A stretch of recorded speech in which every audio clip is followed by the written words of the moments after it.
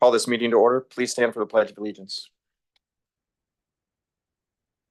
I pledge allegiance to the flag of the United States of America and to the republic for which it stands, one nation, under God, indivisible, with liberty and justice for all. We start roll call, please. Director Hatcher, Here. Director Lamnan. Here. Director Andrade, Here. Director Hodges, Here. President Rosen. Here. Thank you. Great. We have no reportable action coming out of closed session. And I'm going to start up with Oral Communications Volunteer of the Month. Hi, Adrienne Lee Bird, Director of Recreation Arts and Community Services. I just want to introduce James Calcetta, Recreation Coordinator 2, who will be introducing our Volunteer of the Month. James, hi, everybody. Red button. Thank you. Good evening, Board of Directors. My name is James Calcetta with Senior Recreation Coordinator with Senior Programs. I'd like to help us recognize Christine Bender as our August Volunteer of the Month. Christine has been dedicated volunteer work with us since 2016. Over the years, Christine has accumulated more than 2,000 hours of volunteer work and has taught the art of ukulele to hundreds of people. Christine leads 3 courses, one at the Hayward Area Senior Center and 2 at Kenneth Aiken Senior Center. Christine teaches with a unique artistic flair that covers a diverse range of music genres. Christine's love for ukulele began 12 years ago during a boat trip in Hawaii with her husband. When she first heard the enchanting sound of the ukulele, she whispered to her husband, "That's what I want to do." What started as a simple interest has evolved into a passion that has positively impacted many lives. Christine's commitment to teaching extends beyond the classroom. Her group performs at community events and various nursing homes, spreading joy and happiness throughout the communities. In Christine's words, the aloha way. Her long-standing relationship with Sun Gallery further demonstrates her dedication. We are fortunate to benefit from her expertise, passion, and love for music. It is with great pride that we recognize Christine Bender as August Volunteer of the Month. Congratulations and thank you. Do you have anything? You can step up to the mic and speak if anything. No, okay.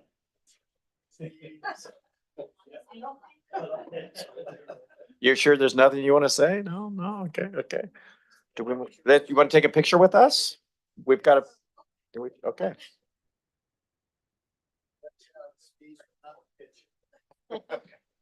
Doesn't count if there's no picture. You do it again.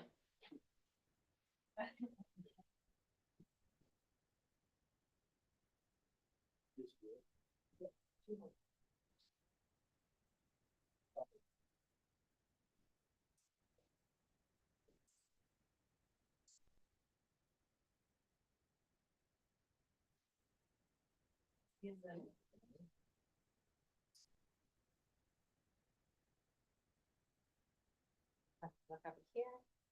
Hold on, go ahead, James. I'll do this. Ready? 1, 2, 3. My way.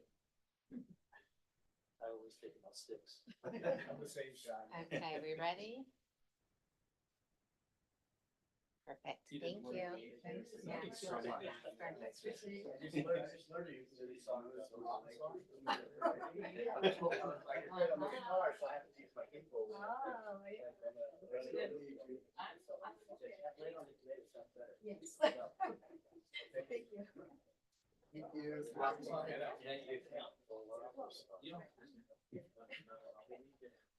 Still not gonna be used to this.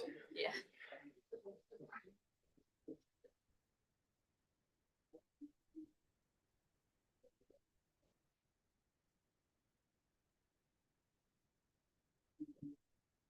Okay. Now we're on to public comments, and this is for matters not otherwise listed on the agenda. The Board of Directors welcomes your comments under this section, but is prohibited from state law from discussing items not listed on the agenda. Your item will be taken under consideration and referred to the Board of Directors, committees, and/or staff to provide an opportunity for all members of the public who wish to address the board, a time allocation of 3 minutes for each individual speaker, and a 30-minute total time for public testimony on an item has been established by the Board of Directors. And I have one card here. Mr. Joe Gerser. Hi, my name is Joe Gertcher, and I'm here representing myself and Luis Reynoso. We are both candidates for Hayward Area Recreation and Park District Board of Directors, and I'm glad you wrote that there because I would have a tough time remembering all those words. So, as you know, many years pass when there are no elections for the Board of Directors. In fact, of the last 6 scheduled elections, only 1 was held.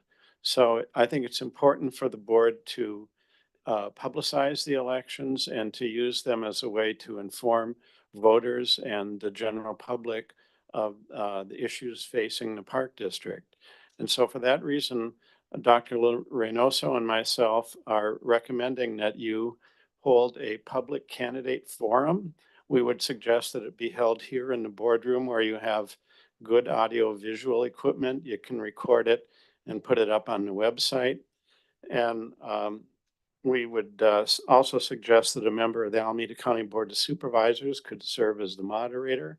The supervisor doesn't have to invest really any time in it because they have large staffs who organize their schedules, but they could at least come in and officiate.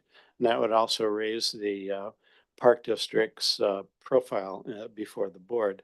So I've given a letter to the clerk for President Rosen, and it also includes a little appendix that suggests guidelines for the candidate forum. Thank you for your time.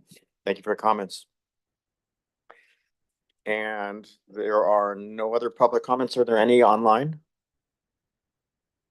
No public comments online. Okay, thank you. All right, well, on to the consent calendar. Yeah.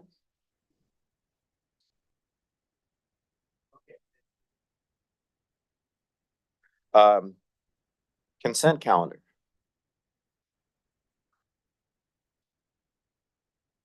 Okay, items 8, I'd like a motion. I'm waiting for 8 point, sorry, I'm a little flummoxed right now.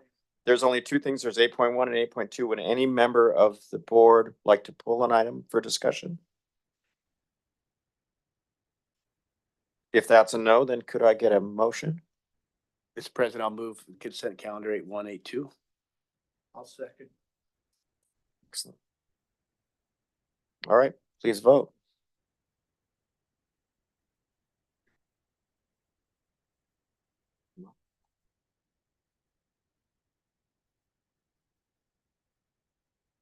I know, so there you go.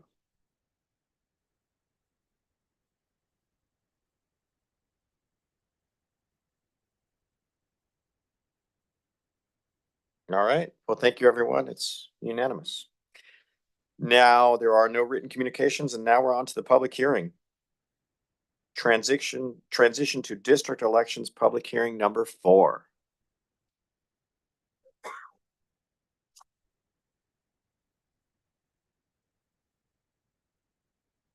Good evening, directors and president and staff. I'm going to go ahead and share my screen if that's all right with you. So it should be on the Zoom. Get to it.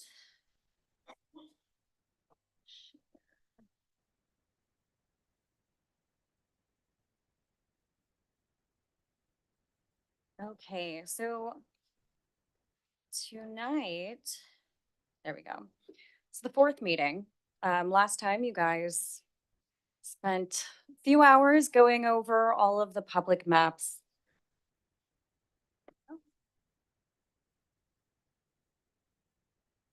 Just so the screen can see it.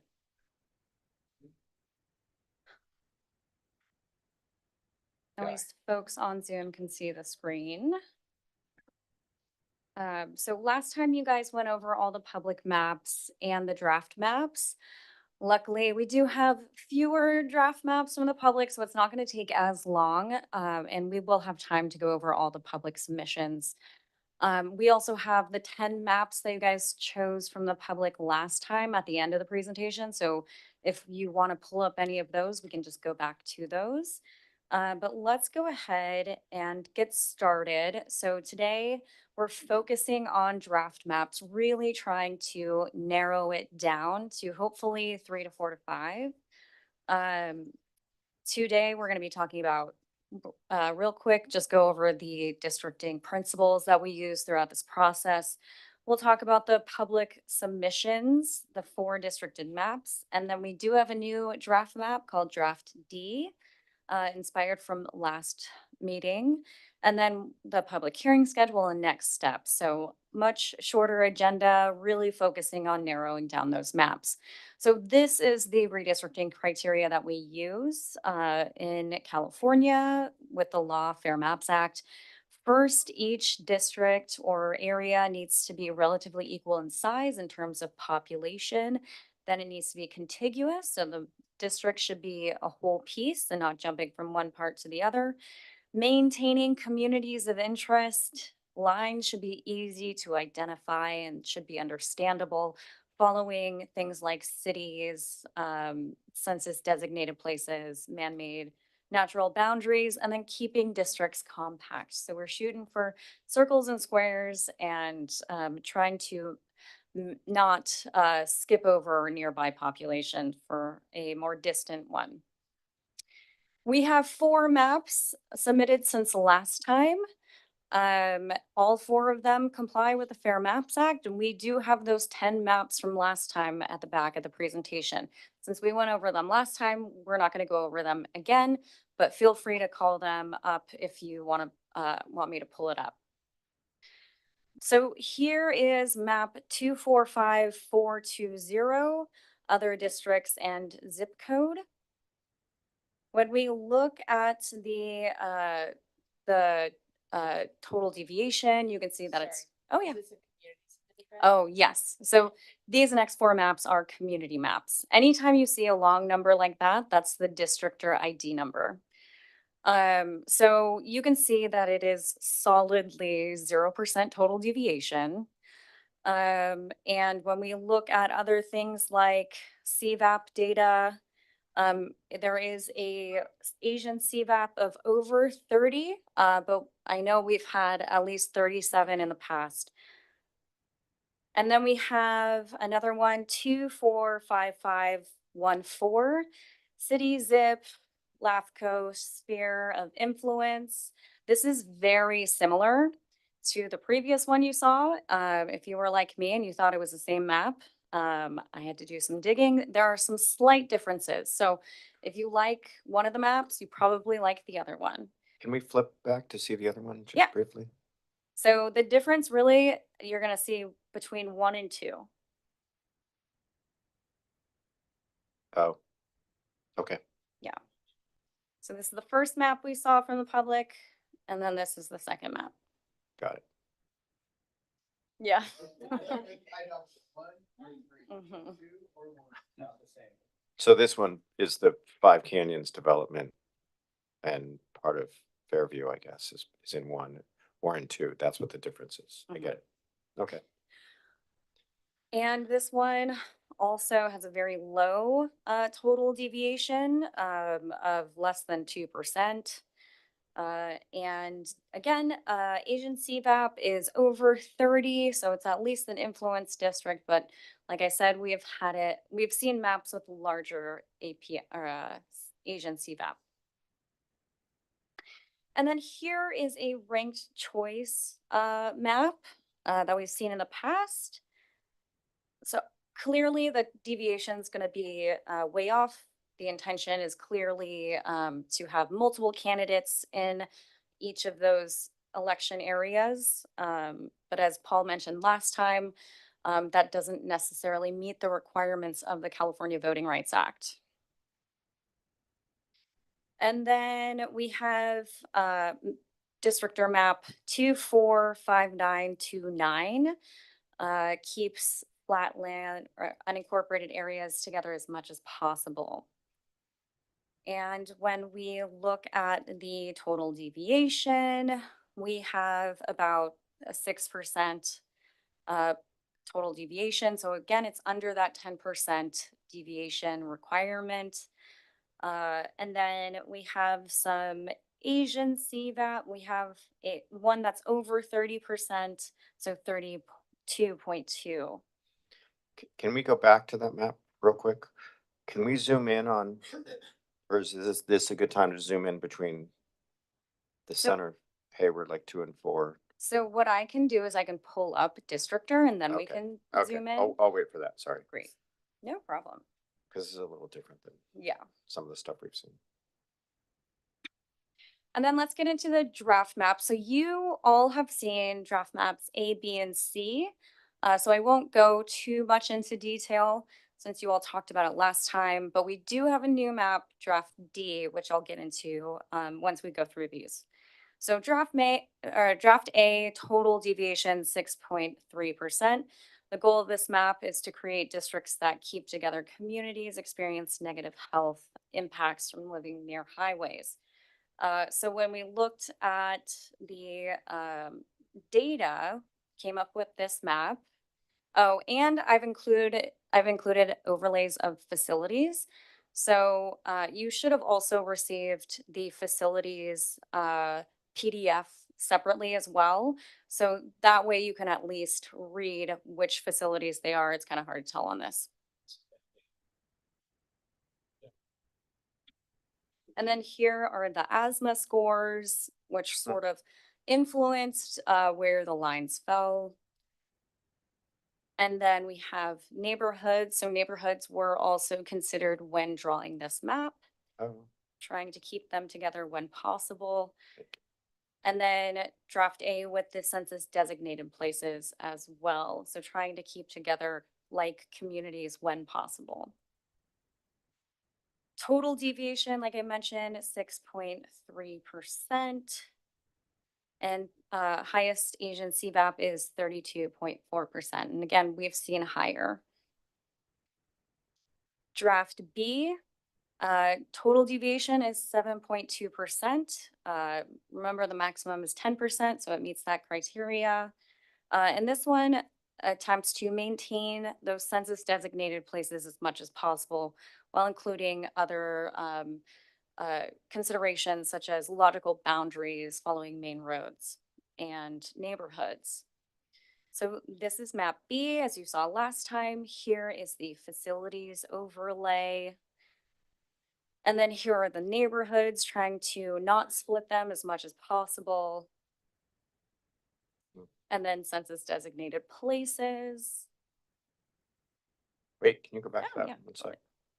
Still looking. Okay. Thank you. And then total deviation, 7.2%. And the highest Asian CVAP is 34.2%. So it's a little bit higher than the last one. Draft C is 7.9 total deviation. So it's probably the highest total deviation we have, but again, it's under 10%, so it meets that criteria. And this uses school district boundaries, as you saw last time, to influence the lines along with accounting for other considerations such as neighborhood boundaries, census designated places, and maintaining communities of interest when possible. So here's map C with the overlays, school district overlay, neighborhoods, again, trying to maintain them when possible, census designated places. And then when we look at the total deviation, again, it was 7.9%. And the highest Asian CVAP is 32.2%. Draft D is new, so total deviation here is 4.4%, so it's still relatively low. This was created after last week's meeting to create a map that follows or maintains the city of Hayward as much as logically possible, maintaining communities of interest and neighborhoods, but it also creates an API influence seat. So that should be at 37 and some change percent. This is the map. When we break it down by the census data, we get a total deviation of 4.4%. And you can see in area 2, the total Asian CVAP is 37.3%. So Paul drew this map and he was able to achieve that. I'm sorry, can you go back to that 1 second? I want to also point out, I know that this is the litigant is about the Asian CPAP, but I want to point out that there's a Latino one at 47.8 and another one at 44.1 and a third at 36.7. So I mean, there's a significant Latino Oh, yeah. voice as Yeah, and I well. think you were looking at the census data, Oh. which is great, but when we're looking at the Ah. ability to influence an election, we look at CVAP, and there are Okay. potentially three Latino influence districts as well. Okay. So they do have a strong voice in this map as well. And then we look at the facilities map. Again, you should have a PDF of this so you can read where the different facilities are. And then when you look at the neighborhoods, trying to maintain them as much as possible, but there were some splits in order to balance the population. Can And we this- pause it right there for a Yeah. little bit? Totally. And this is something that we can adjust as well. So if you like the map, but you want some changes, I think that's understandable. Okay. Anybody have any feedback? Okay. And then here it is with the census designated places. And what's next? So obviously these maps are supposed to be built upon each other. So think of it as a starting off point, and then we can start getting into making adjustments. So I recommend winnowing it down to 5-ish maps. Pick your favorites, and we can do either some live drawing. You can give me instructions for changes to bring back next time. It might be too much to do live drawing today, but we can definitely do it next time if we have, 2, 3 maps. And then, so you'll provide me with directions on what you want to see next time, and we'll get that back to you guys in a timely manner. And I do believe we have an updated timeline. So obviously today is the 19th. This is hearing number 4. Normally there's 5. We are adding an additional meeting.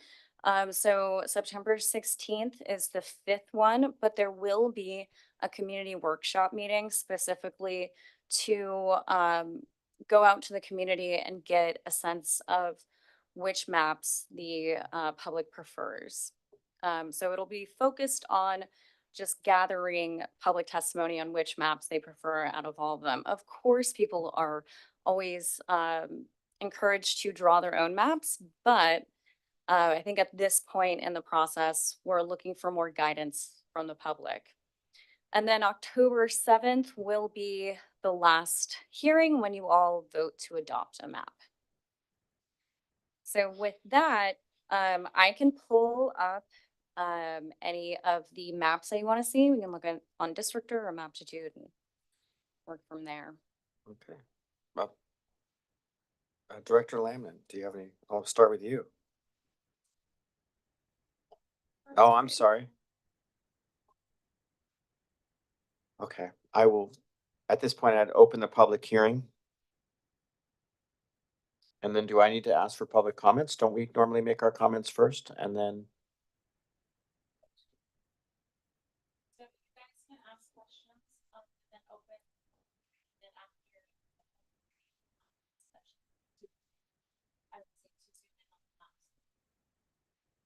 So should we give public comments, after our questions, or before our questions?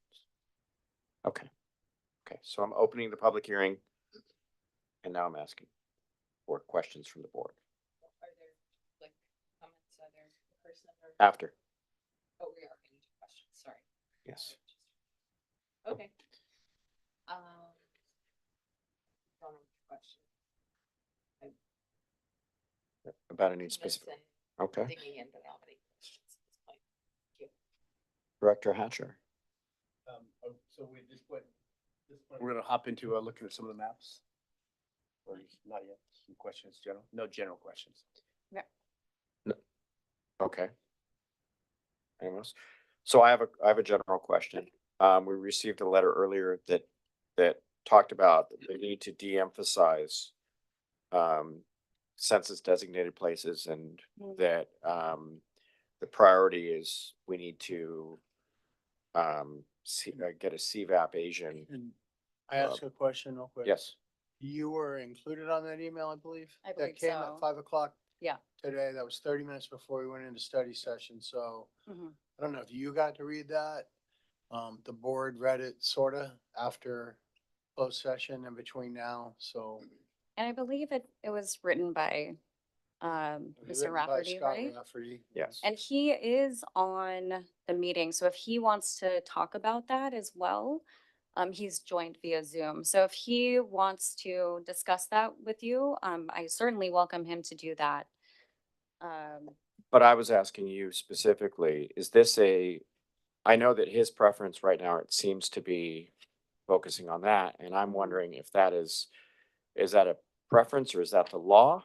Because census Yeah. design, four of us live in the unincorporated area, and Alameda County's urban unincorporated area is different than some of the rural parts of the state, and our unincorporated areas are, I mean, I live in an unincorporated area of 63,000 people, and that's a city in most areas. Mhm. So Mhm. it's not just something to be dismissed Yeah. as far as a neighborhood or something that is of distinction and of a neighborhood or of a community of interest. So I'm wondering what is the priority? What's the focus on some of that, whether it's that or just a neighborhood group type of thing? Yeah, I mean, first of all, the reason why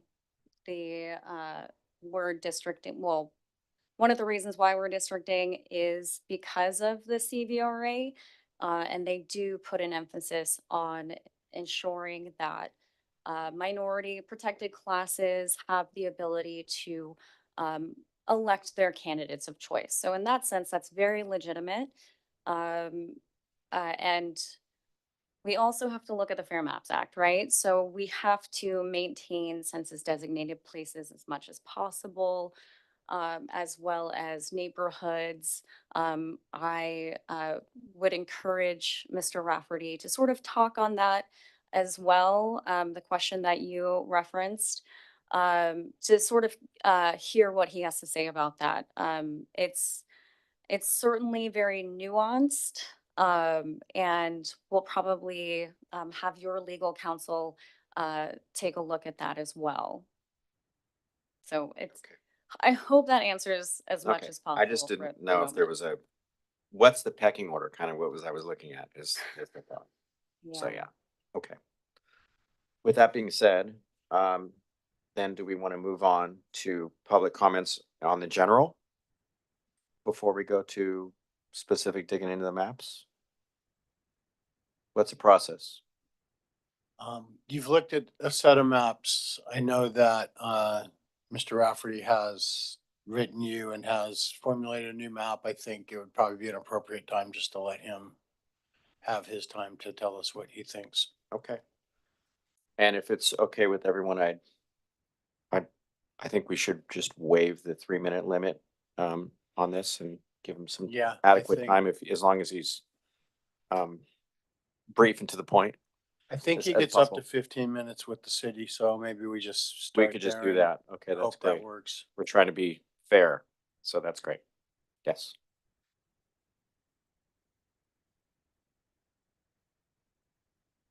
Are you there, Mr. Rafferty? We pull his map up while he's talking to. Yeah, that'd be helpful, this map.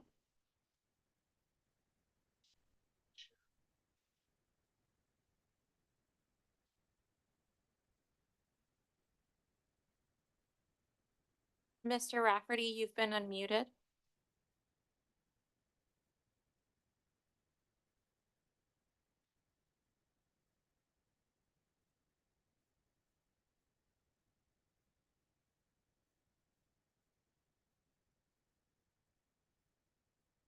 We can't hear you if you're speaking.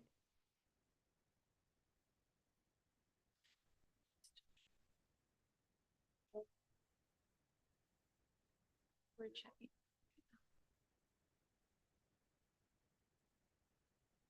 Liz, can you pull his map up while we're doing that too? Thanks.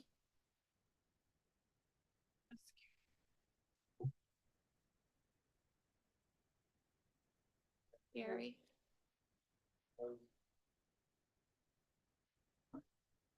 And I'll pull up map D, since I believe last time you guys didn't want to go with his map, and then, but map D does accomplish, His goal. One of his goals, yeah.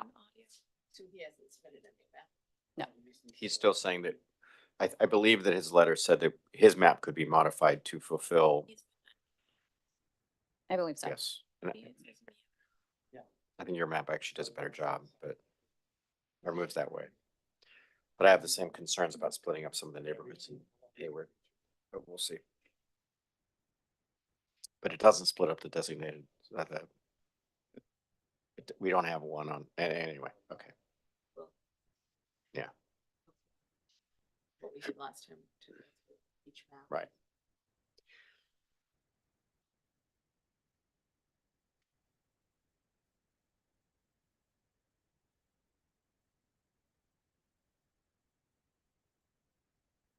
Mr. Rafferty, can you check your microphone on your end and make sure you're connected to audio? We're still not hearing anything.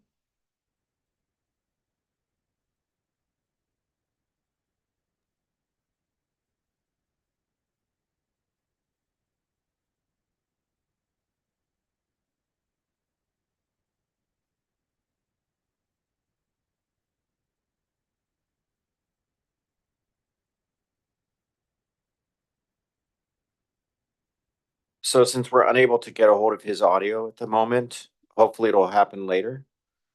Is he back in? Can you put that back up? Thank you. I'm going to ask Mr. Rafferty, can you lower your hand? Can you hear us? We have no indication you can hear us. Oh. there we go. Okay, you can hear us. So the audio issue is probably with your mic, but I don't know.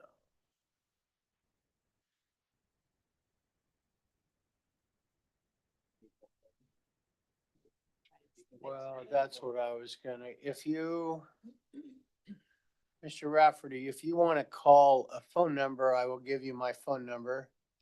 It's 510-750-4099. If you want to call that number, we will put you in the room next to a microphone.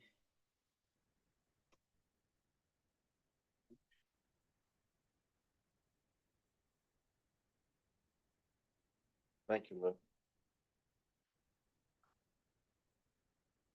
Well, it came up as maybe Scott Rafferty, so I'm assuming that's you, sir. Yeah, I'm working on it. I can hear you, yes. I'm gonna try to get you somewhere where.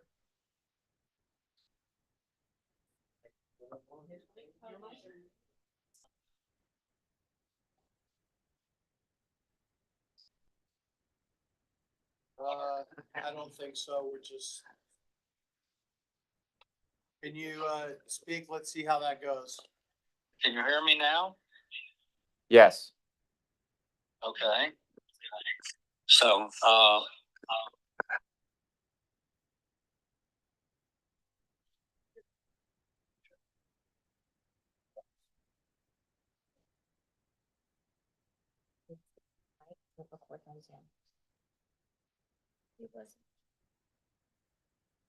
tell me when I should start.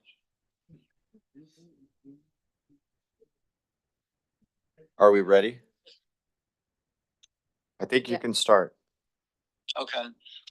Well, there's some things that are really going well in this process. We have a lot of maps. It is.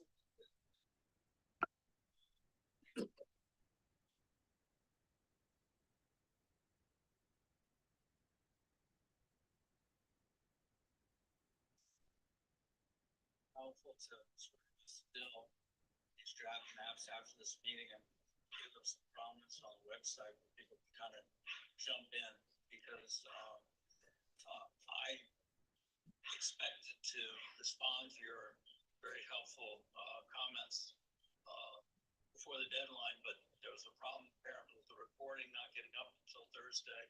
So that's why it was a bit of a rush for me to get you that letter. I worked very hard on it over the weekend, but that's the explanation. Anyway. I'm sorry to interrupt Wait, you. Thomas, does Mr. Rafferty know how to reach you? Okay, so in the future, I would respectfully request that if you're having a problem with any of our technology or whatever, please reach out to us so we can help you. Thank you.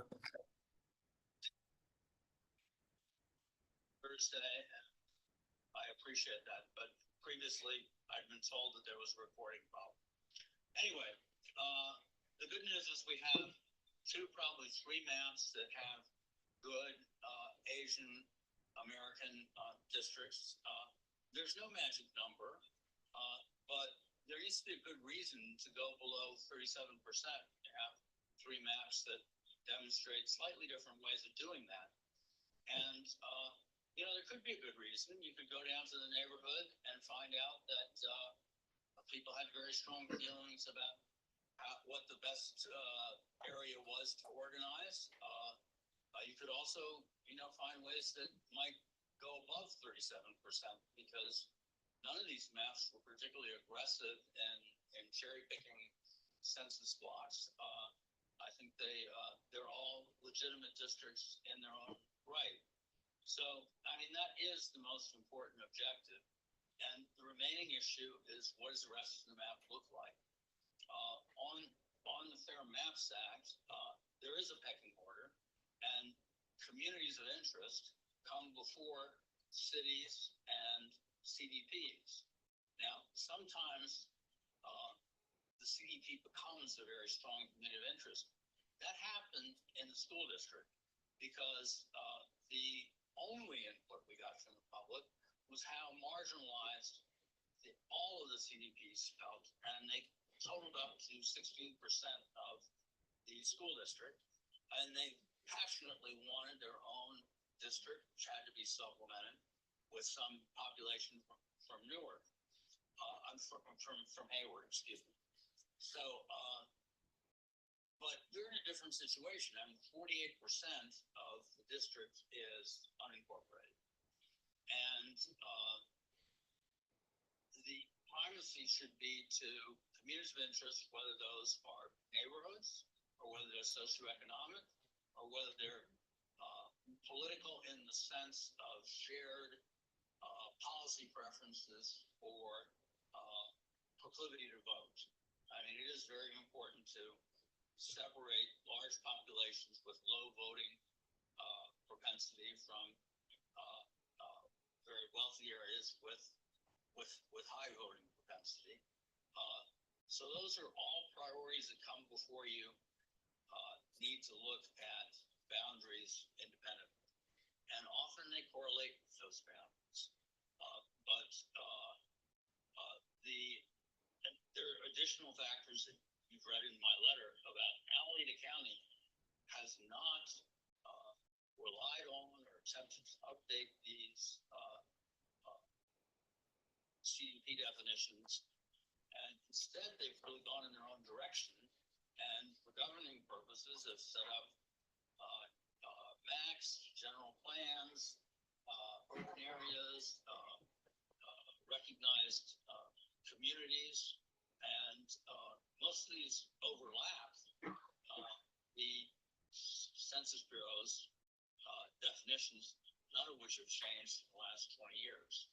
So, so I don't think that they have a lot of independent, especially the boundaries between districts, between CDPs, have a lot of salience unless they coincide with real economic differences or other definable communities of interest that really identify, distinguish the group. So that's kind of one principle. I mean, the second principle is once you've satisfied the Asian priority here, it's important, and I think Ms. Stitt recognized this, to look at other protected groups. I was very pleased to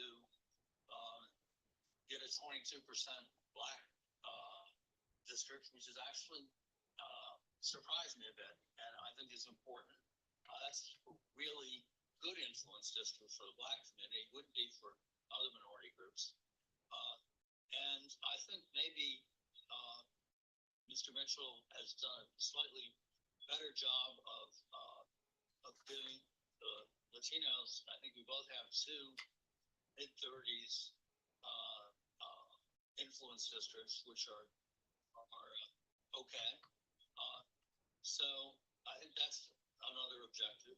But more generally, this is not exclusively or even primarily about race. It needs to recognize economic differences and differences in the way people use your services. Now, some of your facilities are destinations that the entire district goes to one place for, like the golf course or the Shoreside Center or the Japanese Garden. And other places made, concentrations of children, large groups of older people. These are relevant to how people interact with their district, much more relevant than which particular CDP they live in. And so I've been hoping to get more public comments about that. And now that we have a smaller set of maps, to have more incremental changes proposed, because as Mr. Mitchell said so eloquently at the last meeting, the very purpose of having a low population deviation is so that you can fix issues that come up and you can address improvements. You have leeway to make those changes. One issue that was brought up, I think that can be resolved. That's the problem with the map we initially proposed. But I think there are larger reservations in approach that the board was hinting at, and that's why my letter tried to look at all the alternatives and kind of abstract them and make them a little easier to compare, and also sort of defend this notion that it was possible to create distinct groups and not to and it is possible to have most of the wealthiest fifth of the jurisdiction in one district, and that's an option for the board. I'm not going to say that it's legally required, but it's something that you should look at, get public feedback from, and on the other extreme, it's possible to set that up so the same group of people control two or maybe more districts, just because of turnout disparities, and that would be an undesirable outcome. Whether or not it had effects on race, that of course likely would. So I hope we can get more authentic input, present a couple, 3-4 maps to the public, but also have an opportunity to revise them in light of what we hear, because that's when this process works at its best. So I'd like to be alternatives you have. I studied what you said at the last meeting. I hope I got most of your comments right, and I hope I addressed meaningfully. I'm sure you don't agree with all of them, but I thought it was useful to have that dialogue, and I did my very best to get it to do that work over the weekend, and obviously I ran out of time. But in any event, that's how I hope we can go forward. Yeah. I do think that having Okay. the district that wrapped around Castro Valley and combined different parts of the city and Cherryland and parts of Castro Valley. I think that's something we should debate, discuss, because the boundary between the Livingston School District, the boundary between the city and Cherryland is sort of, it doesn't reflect economic realities. In fact, Cherryland Elementary School is in Hayward. So that neighborhood Now it is. it's not defined strictly by its statistical boundaries. With, you know, nobody's ever voted for them. They're constructs that are created in Washington by statisticians with input from most of them. That's that process. It's a reasonable choice. So, I mean, I hope that's helpful. I do think that this is going to work out well. I mean, I do like, frankly, just looking dispassionately about it, probably the largest problem with the largest issue with Paul's map, Mr. Mitchell's map, is it seems to split a number of Hayward neighborhoods. And I really don't know how important that is to, that's would be my main question. I'm certainly available to answer any concerns or clarify these things that you have. That's where I hope this process will go. Oh. So I'm free for this time. Okay, so I appreciate this and I appreciate you navigating the technological challenges that we have. Just to let you know, we were able to skim your letter. We didn't dig into it. I mean, I actually made a point of trying to read through it, which is where, you know, I was slightly triggered because I saw the CDP thing, and you should know that I don't agree that HUSD had a passionate movement for that. You had two or three voices that are I don't believe were representative of the entire community that were demanding all of it. It's the same kind of discussion that we've had in the past with the county and when the county was redistricting on whether you would have all the unincorporated area in one or whether you would split it up. So while that was a voice, I don't think it was all the voice. And as you said, we need some more authentic input. And I think that's kind of, I'm very proud of the district. I'm very proud of what we've been doing in this process because I think that we've gone above and beyond and we're trying to outreach and we're trying to refine this so that we keep the public involved. And I think the fact that we've had so many maps involved, I think points to a lot of that. I think that we're getting that direction. So I'm glad that you're pretty pleased so far. With that being said, I'd like to move on to the board. Do we have any questions or anything else to ask? Director Lamnin? So do we want to go through each map as we did last time, and just kind of yay, nay, please tweak, that kind of thing? Or was there another process you had in mind? Well, are we thinking that we want to talk about things that we don't like first, or do we want to talk about, because there's a lot of similarities in some of these borders that I think are pretty consistent. What do we think? I'm looking for consensus from the board. Mr. President, so, you know, we have the new maps, I think, that are the most pertinent, because we did go through the prior maps. And then do we have a count from consultant how many maps that we did keep on that? 10. Yeah, we have Total 10 from last time, Got it. not including the draft maps. And we gave our comments relatively detailed on those initial 10.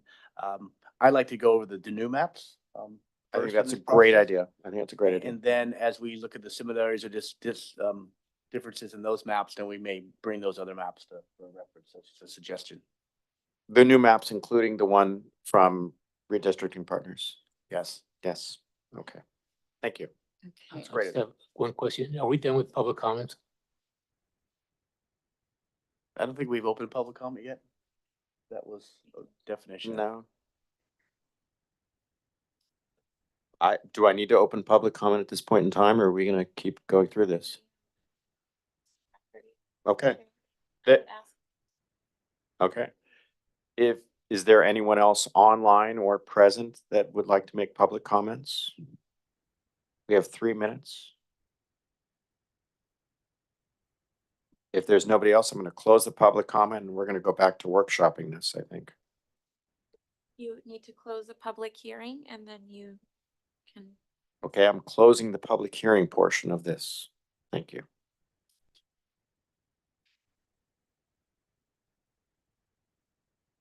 So on my screen, you should be able to see, and I'll share it on Zoom in a second. These are the two maps that look almost identical to each other. I just wanted to provide you the differences so you can see them. We can zoom in, look at the streets as well. But really you can see it's all the same here. It does change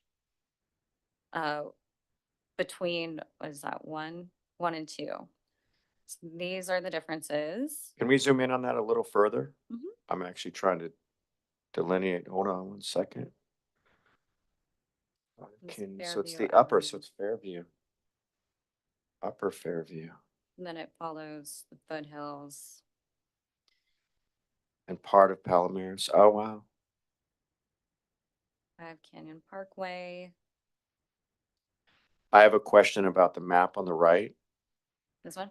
Yes, Oh, yeah. Okay. Let me share it on Zoom.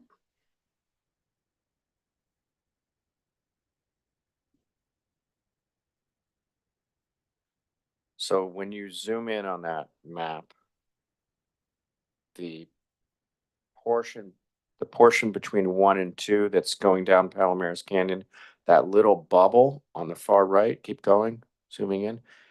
Why is that not connected? That's gotta be an. This right inf- here. Yeah, why wouldn't that be part of, is it just to try to make the population 0%? Cause from an So elegance point of view, I would just, I think that's a census block that is just strange looking. And it's something we can easily solve, make changes to, no problem. There's probably not that much population here. What you'll notice is census blocks tend to get weird once it's around any kind of mountain range, any kind of hills. Yeah, it's following the topography, which is not as logical as a street. So it does find the one street and then it also clings on to the creek right here. So okay. that's why I looked at it and I it's- thought, wow, that's it's- like a dangle of a, Yeah. okay. Okay, So if we do want to make changes, we can absolutely do that to this map. so can we look between 5 and 3, that junction? And it's- so it's Winton is the dividing line there. Yeah, and West Winton.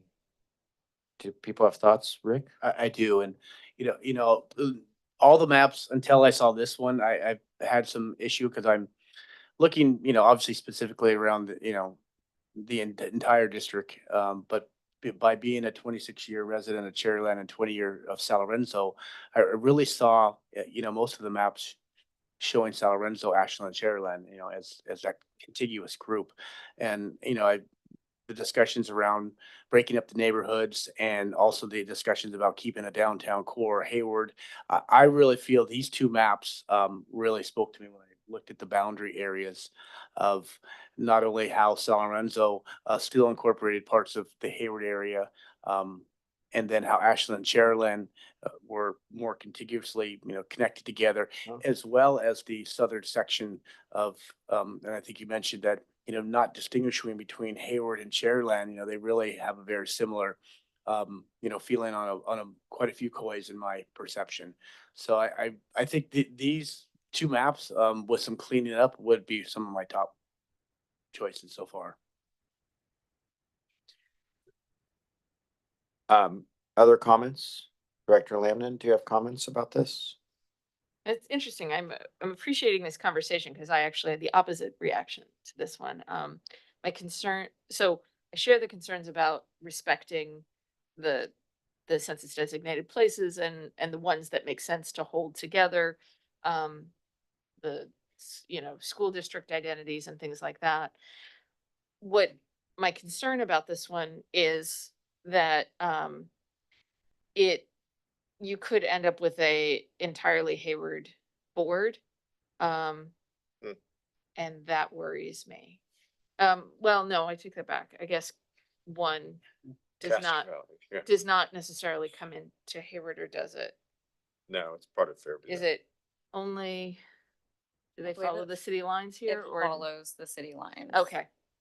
So you have one, which, in my, as I think I said last time, my ideal world, you'd have two unincorporated districts, two Hayward districts, and one that could go either way, just to kind of reflect the way the population goes in the community.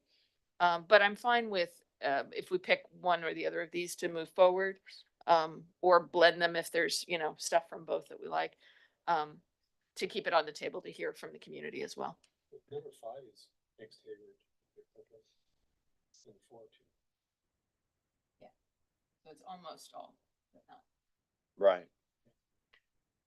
I see what you're saying. I hadn't really thought about that, but conceivably you would have 4 Hayward board members.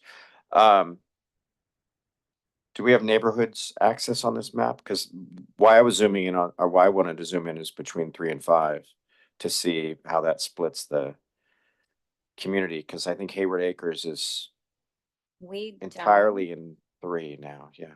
What I can do is run the atlas for Okay. you, so I can share, those PDFs with you so you can see how it splits them up. Is it in 5? Yeah. Oh, it is, you're right, you're right. It's just, I'm looking for yeah, okay. So, I also do appreciate, Director Hatcher's comment about, I agree that the western portion of San Lorenzo has a lot of similarity to the Hayward Koi. I think that there's a lot of linkage, particularly around Kennedy Park.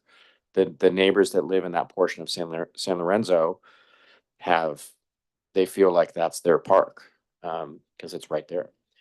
And this kind of does that, which actually I do appreciate. Yeah. If there were any changes you would like to this map, do you have any recommendations? Because we can bring this forward next time with changes.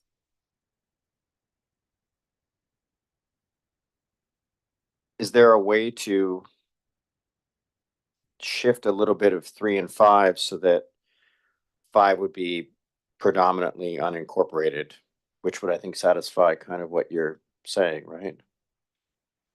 This gets to the heart of this whole thing about, yeah, if you move it up to A Street. Yeah. Oh, yeah. Oh, that's a good one.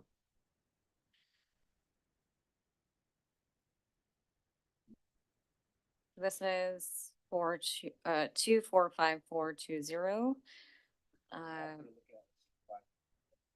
514, okay, so I think it's the next one. Yes. Okay. So the census, let me blow this up. Oh, Where'd it go?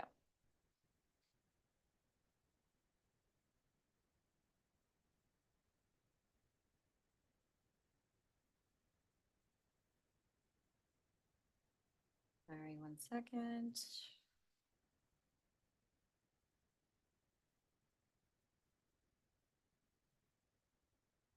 Okay.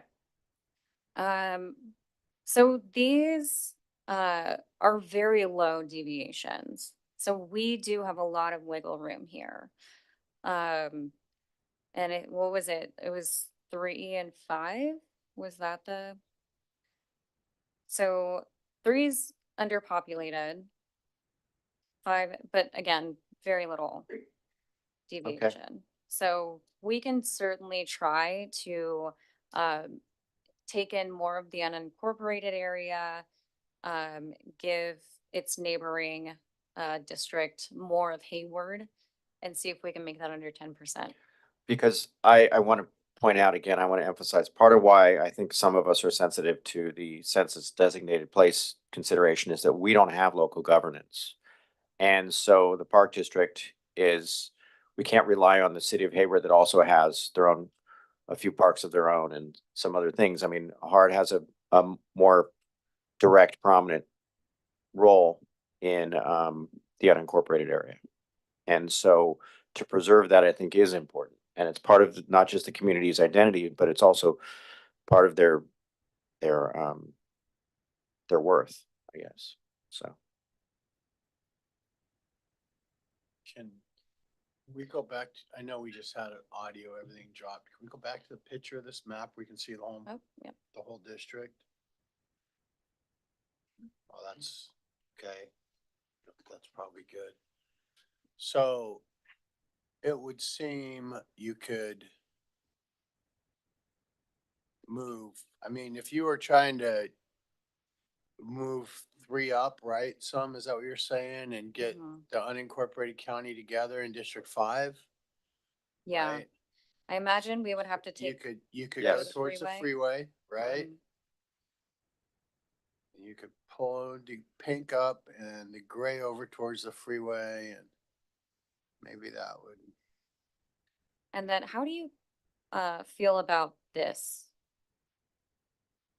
Me personally, so that's part of it's funny because I'm a Castro Valley resident and that's kind of seen as Baja San Leandro with not, it's, while it is technically Castro Valley, there was a long fought fight on whether or not whether El Portal Ridge and Hillcrest Knolls are actually Castro Valley or not.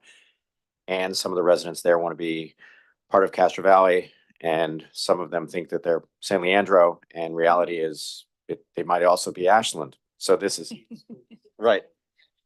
This may actually, me personally, I think this actually works because I've seen enough of the back and forth. So while it's not technically, it's one way of chopping into Castro Valley that actually, I think actually preserves the Koi. Yeah, that's great. Yeah. So if that's, but I do appreciate, yeah, if 3 could move up north and 5 could go towards the freeway, that might actually solve part of this. That actually, yeah, that might actually, and that would preserve, I think, your community. Yeah, you'd cut into 5 and you'd pull 3, yeah. And that's a possibility. Great. Cause I think that, Particular map, thank you. yes, Next. So like the key is like to pull this version rather than this is 514 rather than the 420. Okay. That's what we've been working on this one, Mhm. so. thank you. Yeah. Can I add one small thing? Yeah. Is that as you're looking at that, just to take a look at the couple little divots, like that one that we looked Yeah. up earlier and the one over between 4 and 5 might be moot once 5 adjusts, but just to kind of I'll see look if at- if there's logic to, and there may be a reason to have a divot, but just to understand that. Yeah, I'll take a look. Usually the overlays sort of help explain the lines, but I'll take a look and make sure they follow logical boundaries. Thank you. Okay. Yeah, I mean, I honestly, I like 1 and 2. Have a Great. comment. Yes, Lou.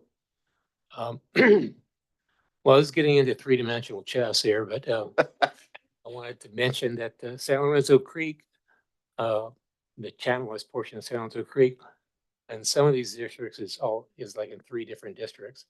And it might be a good idea to have it in one district because we might have a project there that would be, well, I don't know, we want to see how that's going to turn out. So, I mean, it might be worthwhile to have it just in one district or, consider it as three. I mean, what's the difference? What would happen? At least in the back of your heads. Uh, be- Because, the new representative of that area would have a lot of pressure. One Well, way or the other, which is what they're supposed to do, yeah, but I'm just mentioning that. I also want to mention about the El Portal Ridge or whatever you want to call that part of Castor Valley. I've been to meetings where they consider themselves part of Castor Valley and they don't understand why they don't go to Castor Valley schools. So they consider themselves part of Castor Valley in terms of an identity, So just to throw. no, that no, out- I know, just and to it's throw the that out. same, I've been to meetings where they consider themselves unincorporated San Leandro too. It's Well, like a they- whole, They just want to be able to get their pizza delivered to a Castor Valley address. I've heard that statement, yeah, Yeah. as opposed to Ashland. no, I Yeah, understand. so, I, in any event, I mean, that's neither here nor there, but I mean, just saying, these are like three-dimensional chess and other items. And personally, I think, from that point of view, I think, numbers B, C, and D, and I think 429, was the watershed one I mentioned, might be easier, but that's just throwing that out. That's a future reference. okay. Did we want to look at the other public maps submitted? Yes, please. Okay. Do we want to look at the ranked choice or no? Okay. Okay, so And this is the one Lou was talking about just now, right? 245929. I think that's the ones that are marked. It was, yeah, so in this case, Cherryland and San Lorenzo are in one district. And I think the other ones are similar to, they kind of maintain a 5 in a similar boundary. So that This does kind of what you were looking for, right? Although one, how far south it goes is the Hayward Hills. So in theory, well, the water goes, but I mean, I think the immediate issue would be in the water course area, the lower water course area. Sorry, can you be geographically specific about that? Okay, I mean, the channelized portion of San Lorenzo Creek. Tell me Like, where, which is sorry, number- where on the map are you talking about? Lynn? Okay, I don't disagree with the point. I'm just not visualizing it.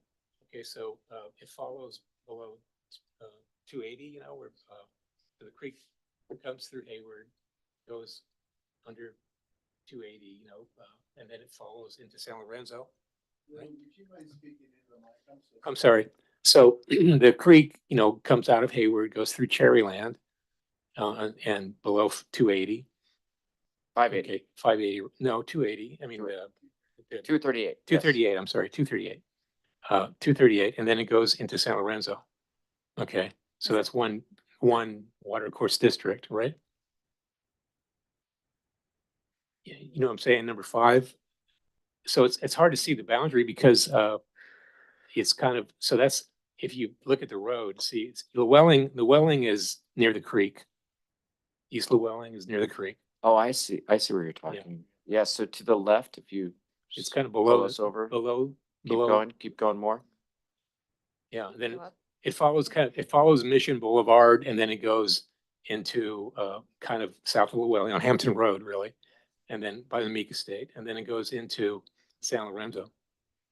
Yes, there you go. And so So it all it's- spills to the bay, and yes. it spills to the bay, and actually one boundary of it is in San Leandro, the north boundary. And it's like right, that whole ridge there where you just had the hand, right along the ridge of 5, that lower left portion, that's pretty much the creek. Huh, Well, you could sort of. yeah. Between 5 and San Leandro, yeah. Yeah, well, Yeah, right in that portion, right. Yeah, it turns into San Lorenzo, that portion. Yeah. well, it looks like there's Yeah. already a boundary there between 5, between. Well, I'm us just and San saying, Leandro. that's, it's, three-dimensional chess, No, that's future issue. Yes. So, The San Lorenzo Creek is a natural feature to consider as we. Yeah, you Right. You can put it that way. Yes, so you can don't put it that way. don't split it up between, 3 different districts is kind of what he was saying. Yeah, yeah. If we had one board member, I mean, we're all gonna, yeah. Oh, Do we want to keep this map? Bring it so what are forward? other points about this map then? Well, Yes. I'm just saying that one, I mean, I think for 929, and then number B and letter C, B, C, and D maintain that 5 regularity. The bulk of, so it's one district. And then maybe use that as criteria with your other criteria. If that's a point that you want to consider. Those 4 maps, I believe, as I was going through them, Okay. maintain that water course. Can we look at this? Yeah, let's see the numbers on this one.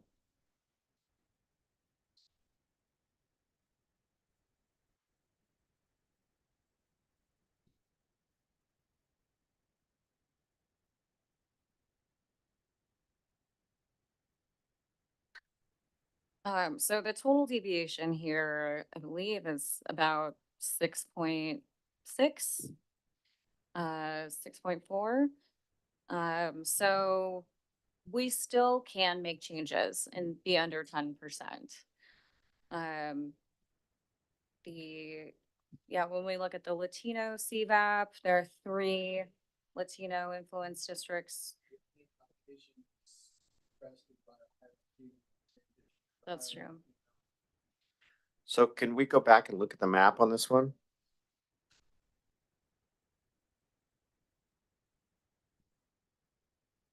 Can we zoom in on that a little bit? Which one do you want to focus on? Which district? My gut says that junction between 2, 3, and 4. Yeah, that right in there. What is the dividing line? Yeah, Following the Jackson track. right. Yeah. It's a block up on Mission. We can always change that. If that were to extend to Mission, would that be better? Or is that, I don't know. So put this in purple. I don't know though. That's what I mean. You see what I'm looking at? Yeah. Cause I'm thinking that's what we called a triangle, right? Right, yeah. Yeah, I would think that makes sense to add that to it, if we're keeping this one. And then, This is 1. One. Well, there's not a lot of people that live up there. Is the deal.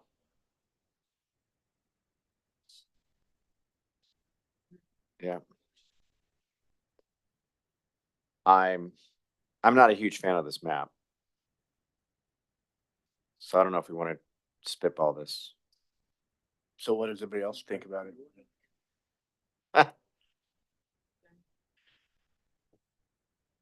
Yeah, I'm not the largest, since it's not one of my higher priority maps either. But I do want to consider the whole San Lorenzo Creekway consideration that Director Andrade was pointing to. I have to say that I think part of the goal on this, I think what you had earlier on the map that you guys submitted does a better job of, I think, especially if we modify it as was mentioned to preserve or secure and another unincorporated voice. I think does a better job of what this is trying to do.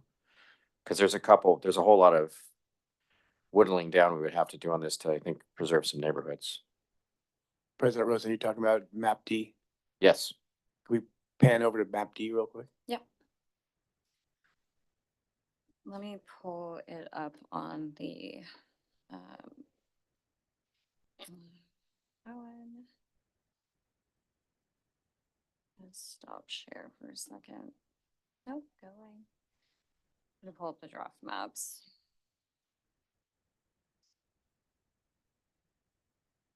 So you can see we have a lot of data in here. I think that was one of the comments that was made in the letter is that the file is so large, it's not easily accessible. Hmm. So Okay. Let me go back to sharing.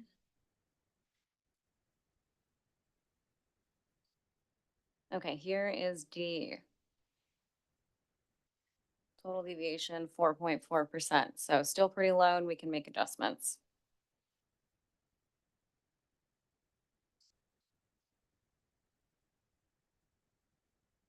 I have to admit, I'm sorry, Director Hatcher, the map I was referring to is the one that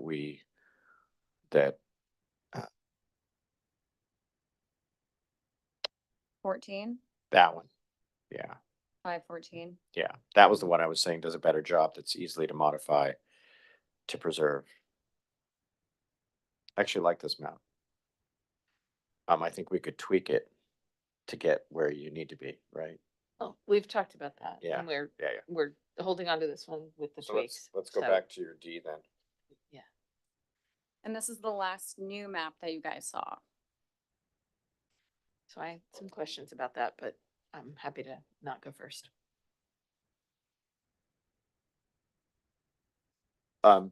Director Hatcher, do you want to chime in on this? Can we zoom in on the San Lorenzo side between 3 and 2?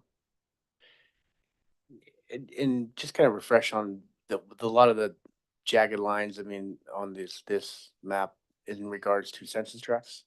Mhm. For that, and city and county junctions, because Cherryland, yeah. Yeah. Yep.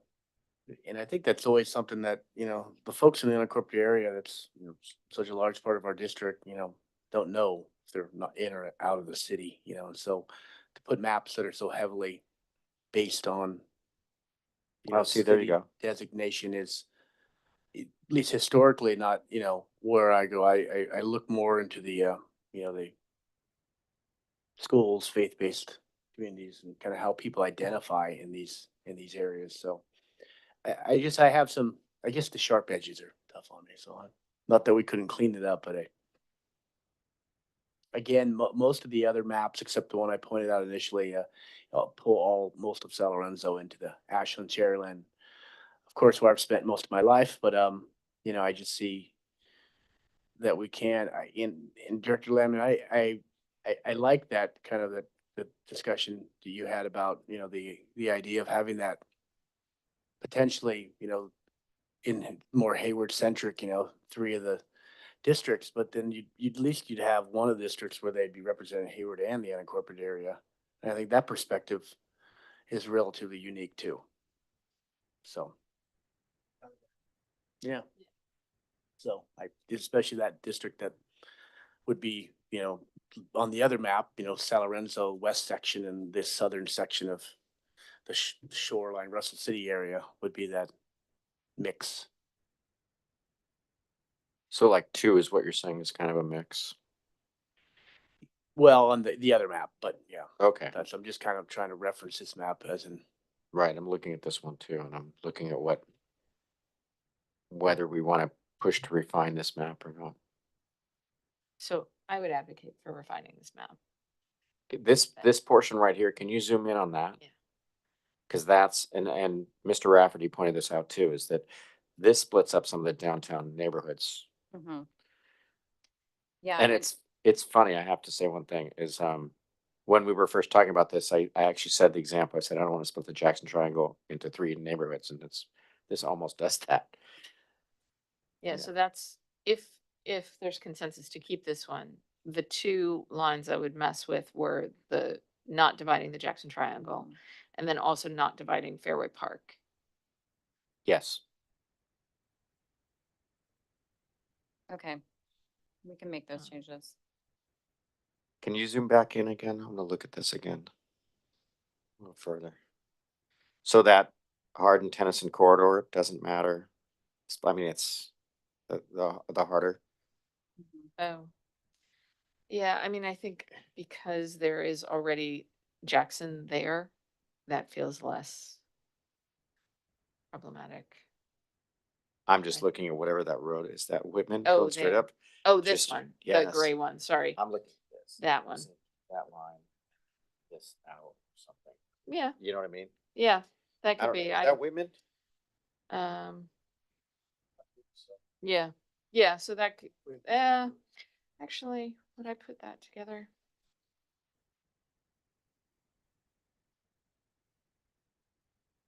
I don't know. Yeah. Huh. Please stop moving around. I'm sorry. I appreciate you a lot. Oh, we can see it now. Ah, I see where you were going with that. Thank you. Can we zoom in at I one knew you were more, trying to help. I a little did. more, just a little bit to help us? It's harder.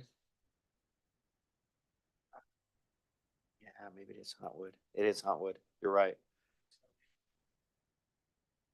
And that's basically the border on that Whitman Harder neighborhood anyway, isn't it?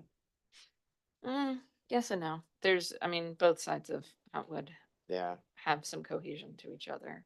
This is one where, like, if, again, if the board was willing, I'd be This would open to need some hearing the refining. community, yeah. hear the community on that because it's almost too much area to be one district, so you're gonna have some division. I mean, South Hayward has a significant identity, but it's also one of the most one of the most dense places in the district. So there's gonna be a division somewhere. I think where these are fairly logical, with the exceptions of the Fairway Park and the Jackson Triangle. I'm less concerned about this. I may be wrong, but that's where I defer to the neighbor. Well, and this is the kind of thing, it's things like this, once correct me if I'm wrong, but once we whittle down the half dozen maps, hopefully we'll get some public comments about these to say, no, don't split my neighborhood, or yes, this is okay, me linking, southern San Lorenzo with Hayward, with North Hayward, that kind of thing. Maybe that's the idea. Maybe I should just be letting us just, we don't have to make everything perfect right now. Yeah, I mean,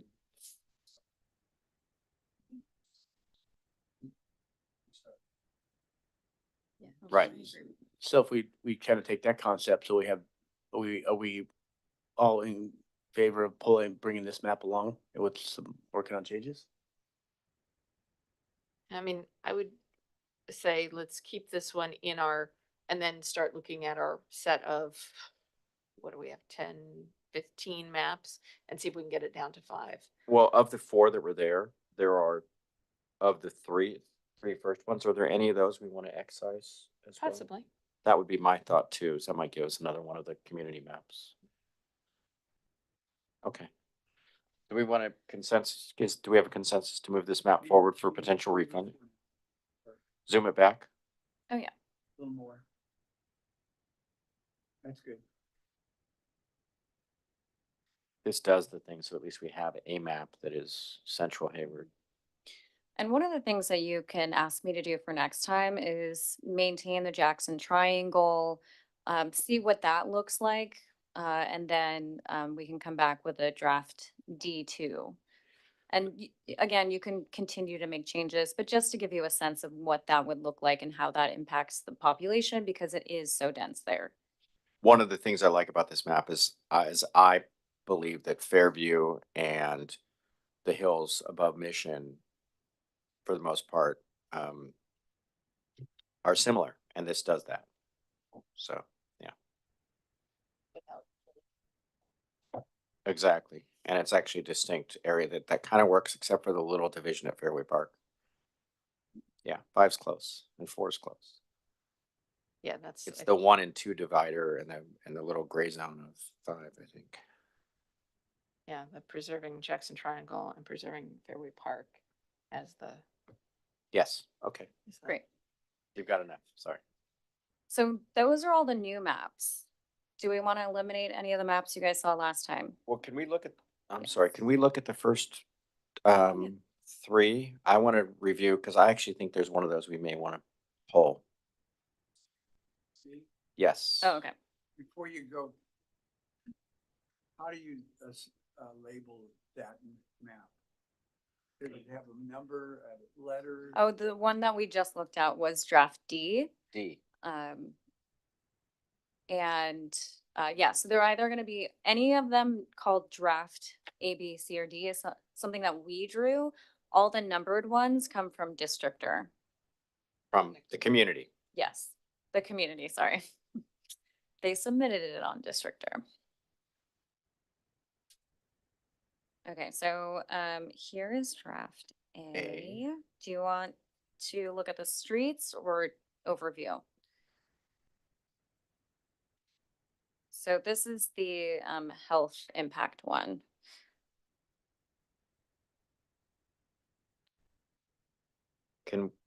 Does anyone have any questions about this one? Do you want to retain it? Or have we seen better versions of this? Or is this one that we would work with?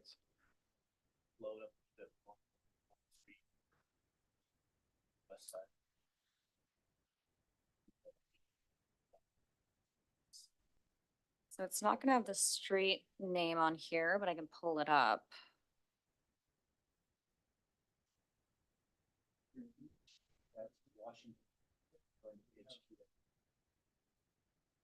That's kind of arbitrary. Breaks up a very similar community. I mean, it's not, Yeah. there's nothing really different about those two sides of that road, I would, except 7-Elevens in the west. all right, So it's a bit of an odd breakup because then you still have that concept of San Lorenzo representative in Hayward also. can we look at B? Yes, sorry, lost it. Oh, I'm debating which, I was gonna see which, if we were to get rid of one or two of these that I think don't. I think that we have better versions of what it's trying to do. Well, we know that, yeah. I agree. Completely. So is this a better, communities of interest?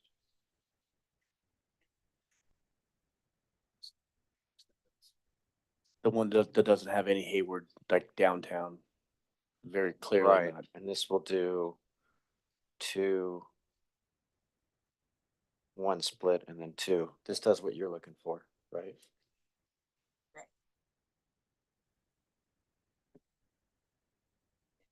Fairway Park is I'm good with this map. Fairway Park is kind of the swing vote in this one.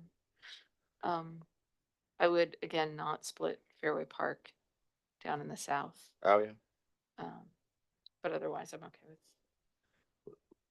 If you zoom on the 2-1 border on that map there with.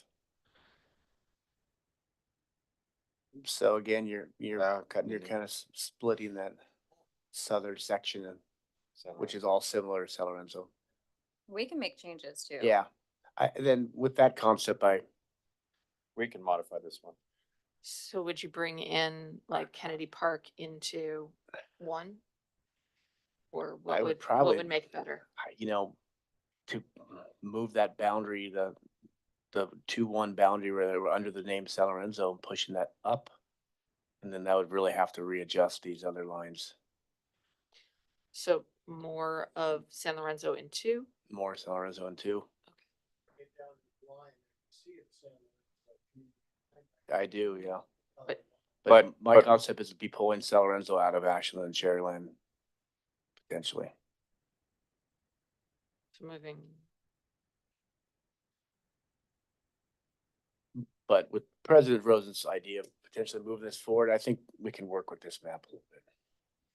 well, if it doesn't do, if we have other maps that do that better, we can. I mean, That's we're- kind of where, that's kind of where I'm getting at, is that if we have that is what this is trying to do, if we have a better version of it, then we boot one of these maps. That's what I was getting at, is we can maybe quickly refine this down to 4 maps, is what I'm open for.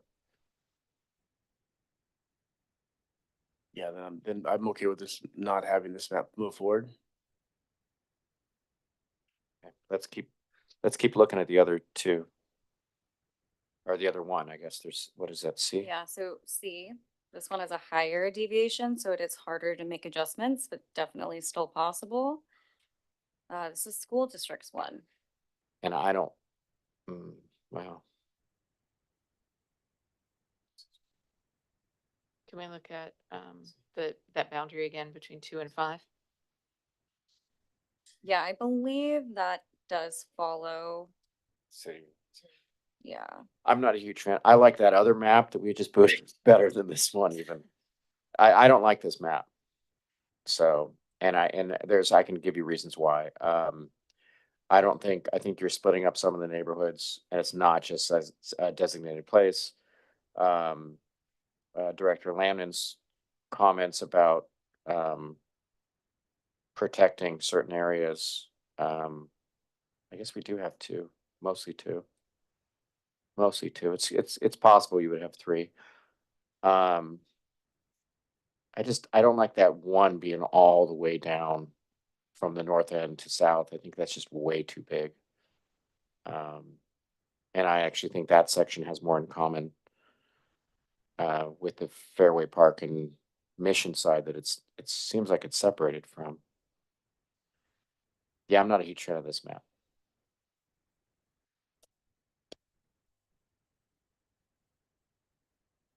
So do What we? do you have, Rick? Sorry, go ahead. Do you like it? I'd be more willing compared to bring the B map back up. Agreed. Rather than this, so. Yeah. So keep B and D and lose A and C? Yes. Great. I'm okay with that. How about that? No, I mean, well.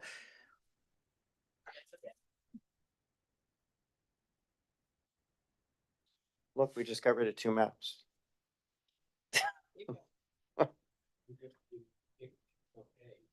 Yeah, yeah, I'm good with getting rid of A. good. C. Are you okay with losing C? You're I'm indifferent with C, but you know, whatever. Okay, and then what other ones do we have left that were possibly that are looking differently?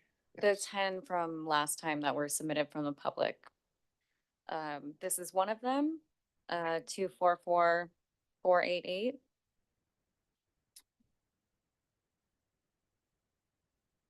I would eliminate that just because of the split, you know, that I was talking about. Agreed, and again, I just have a hard time with that big section up top that goes from north to south. I think it's too big. Okay, so we'll eliminate it. Yes. Great. And then we have 243474, third attempt. There's obviously cleanup that needs to happen, but that would be easy.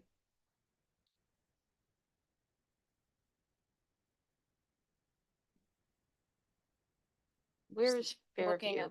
at, oh, Sorry. I was gonna say, see if it's here. let's see where Sedgwick designated places are on this.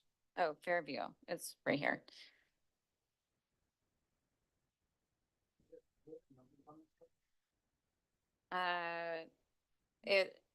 The ID number? No, the Oh, okay. Lots of numbers in play. Total deviation, 3.7, 1.9, so like 5.6. So we can make adjustments if needed. Asian CVAP, pretty high, but also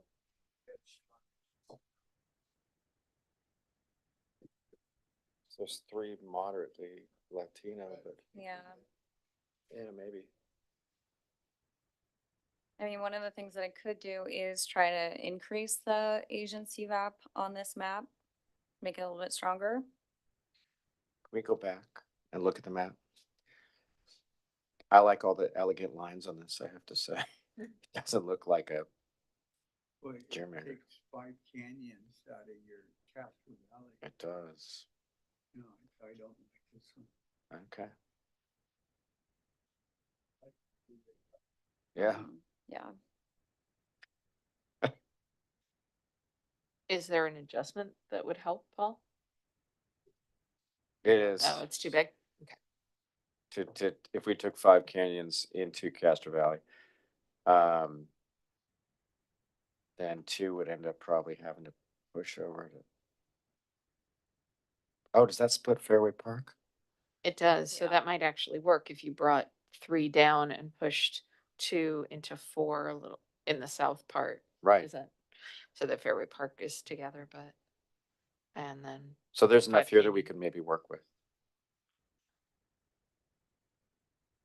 I don't know if that would probably wouldn't rectify the Asian Koi black. Sorry, which district had the higher So I believe Asian? 4, let me check. So, Or did I just go backwards?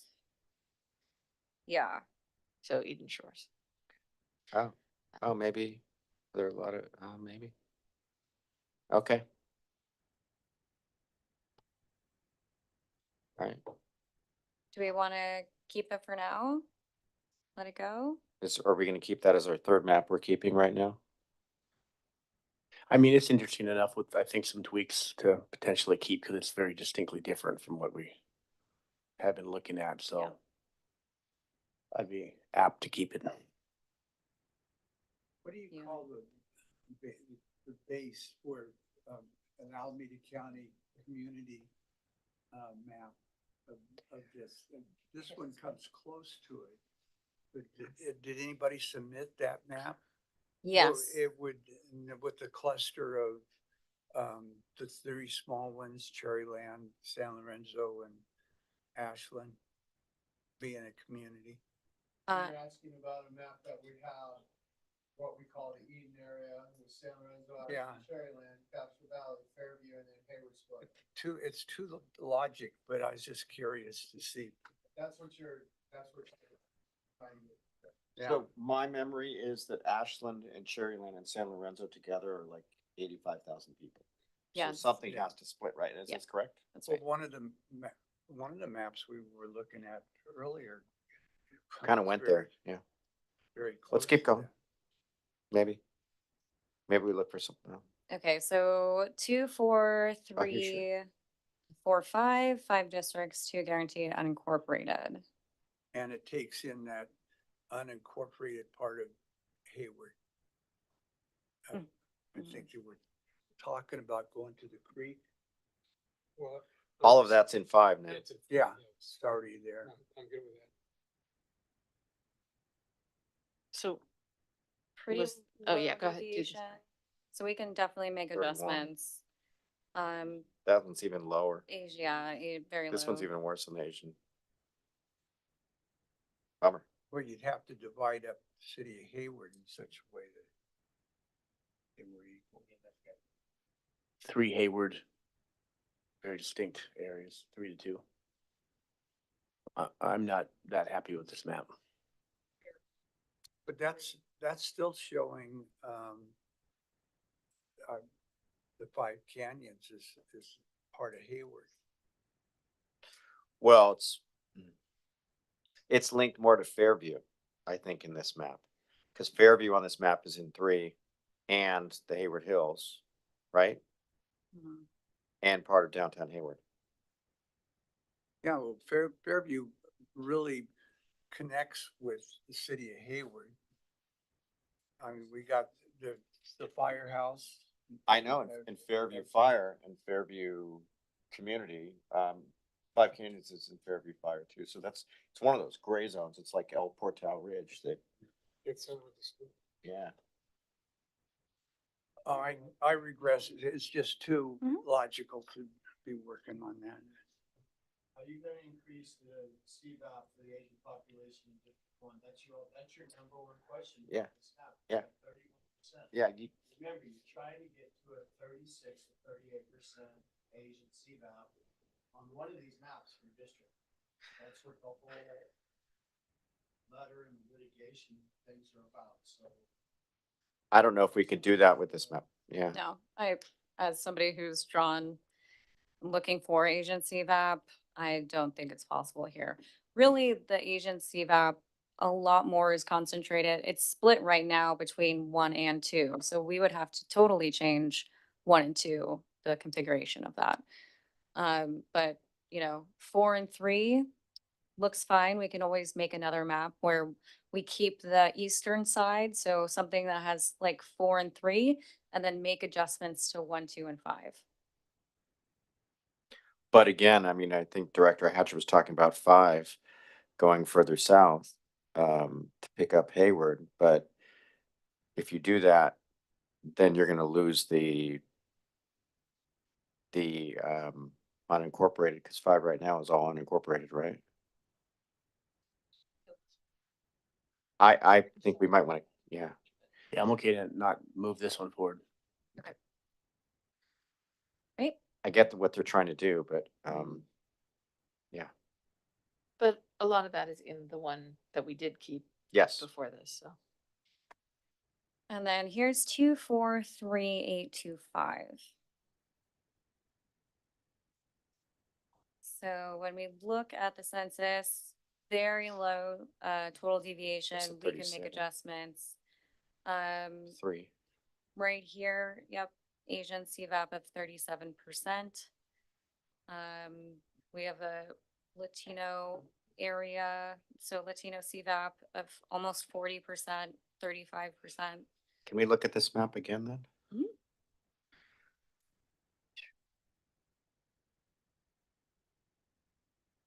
Not very elegant. We can always make changes, but I do believe this follows, census designated area. I'll bet you that by that portion of 3 that picks up the lower portion of Hayward, that's how it hits that's what does it, right? Yeah, It's that little finger there is what makes it 37%. yeah. And then all the densities in number 4. I don't know. Well, that leg that sticks out, that's Costco and Halfway. High Yeah, School. yeah, yeah. I just generally, I have an aversion to this long, what's in number 1, going north, south, that whole long core, it's, Falls Castro School District. Right? no, it doesn't. That's actually probably 3 school districts. Yeah, and 3 also stretches, so, I mean, all the way up to basically the shoreline of San Lorenzo down to South Hayward. So I think that's unrepresentative. Even though this hits the Asian, I have a hard time with this map. Yeah, I think we've seen other maps that look better and still get that. Right, we can Asian achieve our CVAP. goal with those others, so Mhm. I'm Yeah. okay to not move this one forward either. Great. All right, 244431, preserve unincorporated areas, splits Cherryland at Western. What's the numbers on this map? This is different. Oh, this is actually not in compliance. So I've, we could easily throw this out for that reason. Number 1 has a deviation of 7.3, and then we would add 4.3 to that, so it's going to be over 10% total deviation. So Yeah. we need less people in 1 and more people in 2, and then it would be valid. Yeah. But can we go back and look at the Asian and Latino CVAP on this map? Pretty low. The highest Asian CVAP is 33.6. And there's a couple of Latinos there. Yeah. Okay. All right. So we would have to make changes in this one. Again, I think we achieve this goal of what we're looking for in other maps. Okay. So we'll get rid of that one. Yes. Great. 24459, 0% deviation, minor fixes to roads. Wow. No, Okay. I mean, we could Very, We can very low achieve our goals in total other maps. deviation. Asian CVAP. It's funny because in the COI or in the ranking,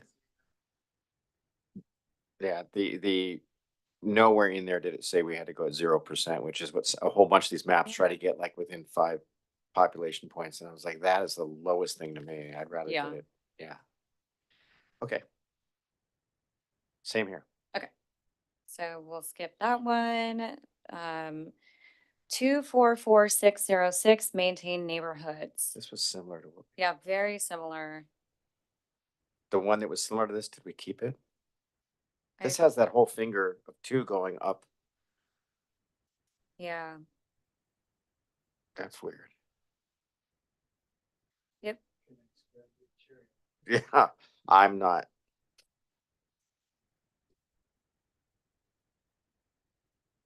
Look at the deviation. I don't. It's even just care. under 10. Yeah, I'm not a huge fan of this map either. Okay. Is everyone okay with getting rid of this one? Yes, let's move this map on. My memory's I mean, broken.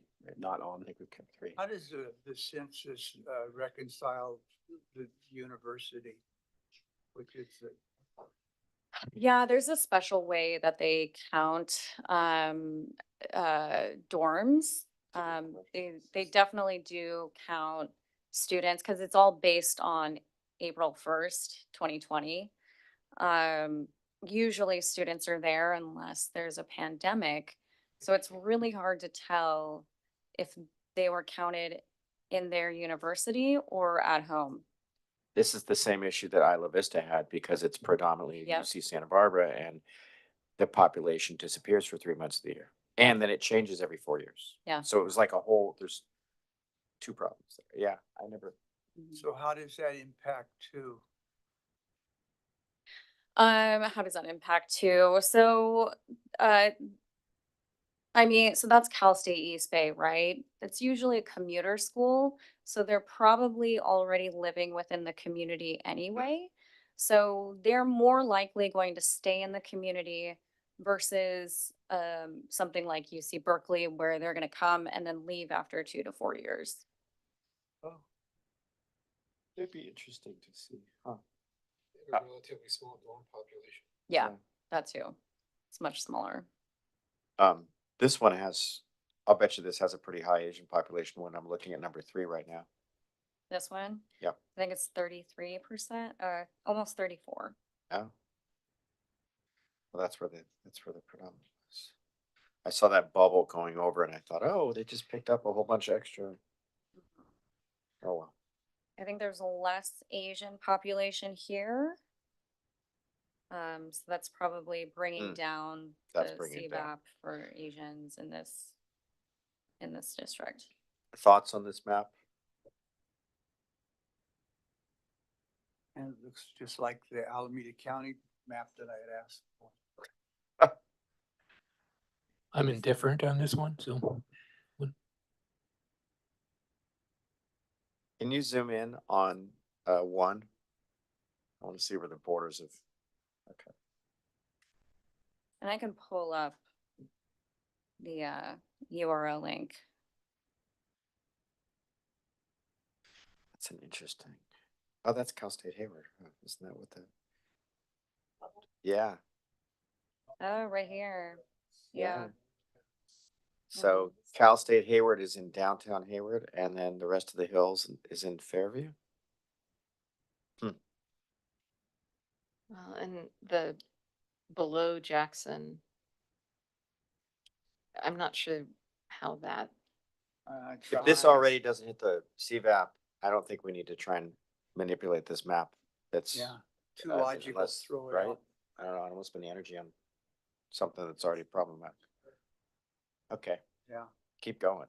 Right. Yes.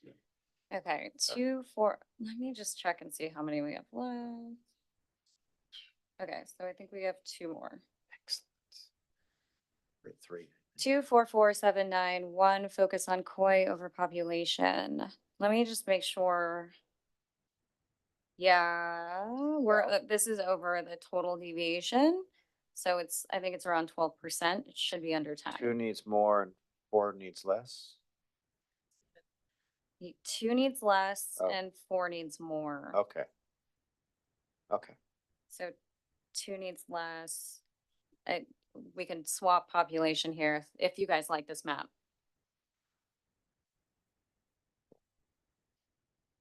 Can we look at the CVAP numbers too? Yeah. So Not high enough. we've not high enough to actually bother. seen higher Latino CVAP in other maps. We do have 133.9 Asian. In 3. Um, Okay, Yeah, in District 3. let's go see. Can we look at the map again? Mhm.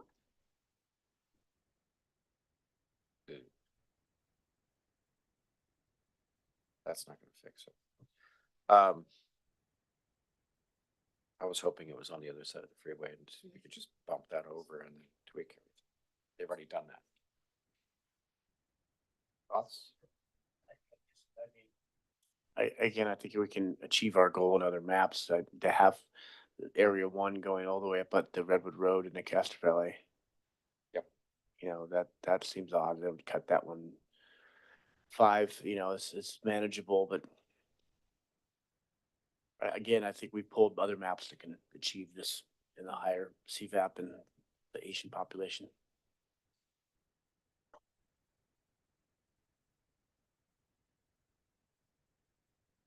Great, we can Okay. move on. Yes, please. Okay. Eliminate that. Is that the last one? That's, okay, this is the last one. So 244794, maintain communities of interest. What the hell's one? When we look at the census data, literally 0% total deviation, so we can make a lot of adjustments. Asian CVAP of almost 35. It's also with a Latino CVAP of 30, Latino CVAP of 35 in area 5 and 31 in area 2. Can we look at the map? My first instinct when I looked at this was one is a bizarre looking map. It is. It all splits. I mean, if you look at communities of interest, one basically splits up parts of Cherryland. Yeah, I have a problem with this. One, just District 1 is just not. I can't. Yeah, It's a melange. I have the same problem. So can we boot this one? The numbers look good, but it doesn't look good. Mm-hmm. So does that mean we kept 3? So we're keeping More than that, 5 or Yes, 6. so- B and D. B and D and then 243-474. And then you guys also discussed 4 maps earlier and I wasn't clear on whether we were keeping or dropping. That was at 5 what? Oh, yeah. So we are keeping that one as well? And all the others, the rest we are dropping? Yes, Okay. I think so. Thomas, you can jump in here anytime, big guy. No worries. I feel like it was a 929 where the Jackson Triangle. Oh, yes. It's getting modified, yes.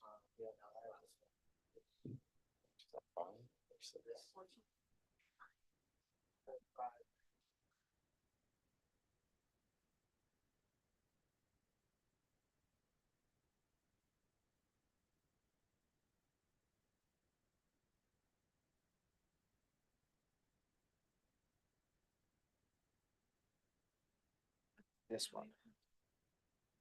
Oh, this does the thing, Yeah. well, but I can, at least we have one, we've got one that we've left in there, so at least we can hear from the community on that. Yeah.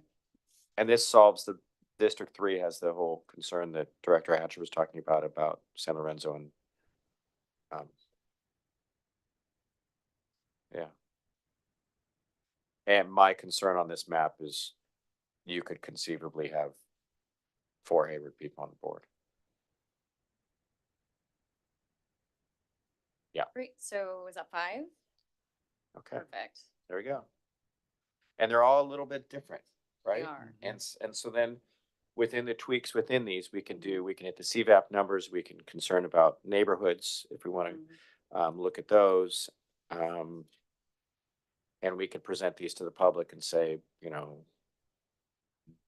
is it important about the dividing lines and so messaging on this and the questions that we have directed towards the public. Now we have some outreach work. Yes. Director Leonard. So if everybody's got the same set of, okay. So thank you for that. Thank you to my colleagues. I really appreciated this conversation. And so moving forward, then was it 5? Is that our final? Okay. So can the 5 be then brought to the next set of community events, be posted on the website as a semi-final or something? Because right now there's the draft map and I know they need to stay public, but can there be a tab that's just the 5 and then? We've definitely had clients separate it that way, so they'll have maps under consideration, like at the very top. And then other maps, no longer considered, or, something more eloquent, than that. But, yeah, it is good for the public to know which maps are in the running for being chosen as the adopted map.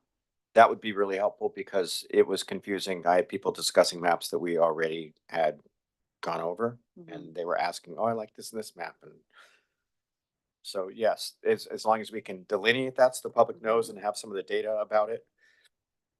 And do we need to ask, are there any more public comments or anything else about this? Basically saying you have 5 maps you like. And we'd like those 5 maps, I'm talking to my person and my map guy. We'd like those 5 maps to be highlighted as current maps under board consideration. Then if there's more maps, it would say other maps that have been submitted and were considered or have been reviewed or something like that. Those 5. Then, Thomas, when we go down to South Hayward for the community meeting that Mr. Rafferty requested in South Hayward, we will take these 5 maps under consideration and we will blow them up and put them on a wall so people can look at those. At that meeting, tell them, these are the 5 we'd like you to look at. We will advertise the heck out of that meeting. And once again, we will hope people come. I don't say that negatively. I just say we have had a lot of meetings and we have put them out in a lot of places, and the people who care come. So hopefully we can advertise the heck out of this and people will come to that.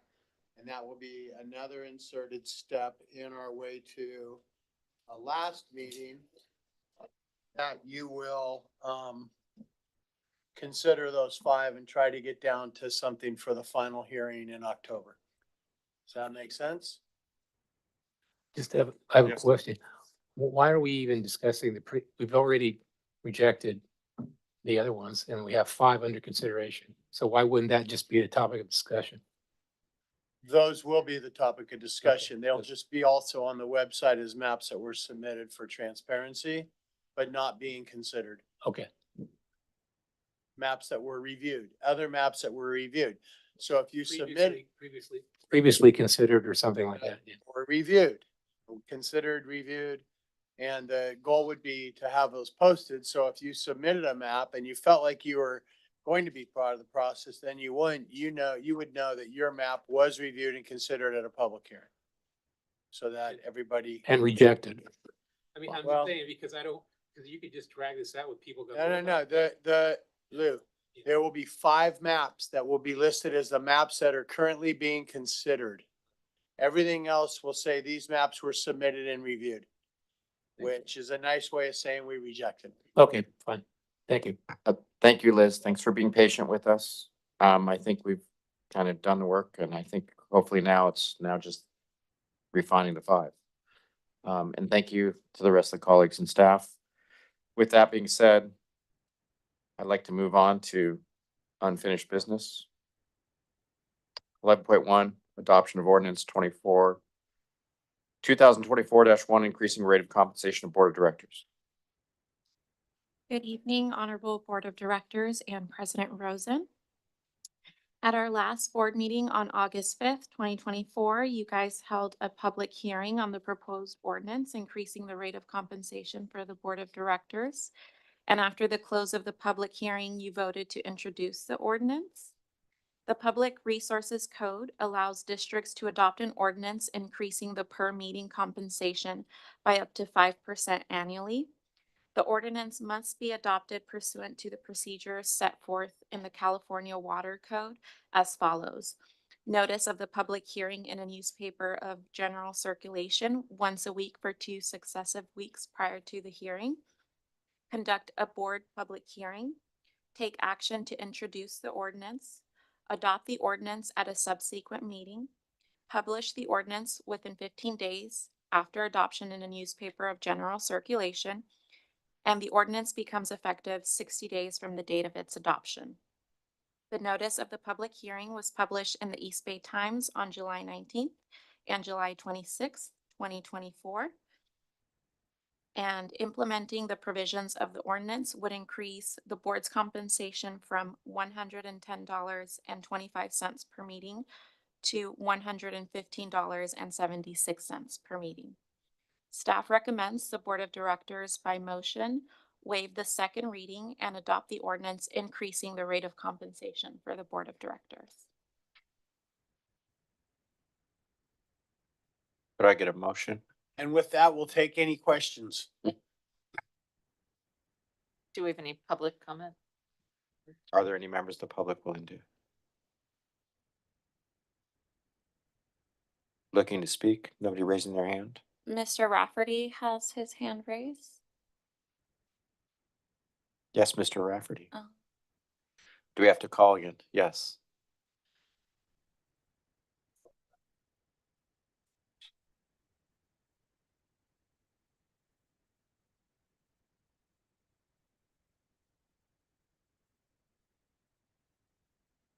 Mr. Rafferty, can you raise your hand if you would wish to comment on this item?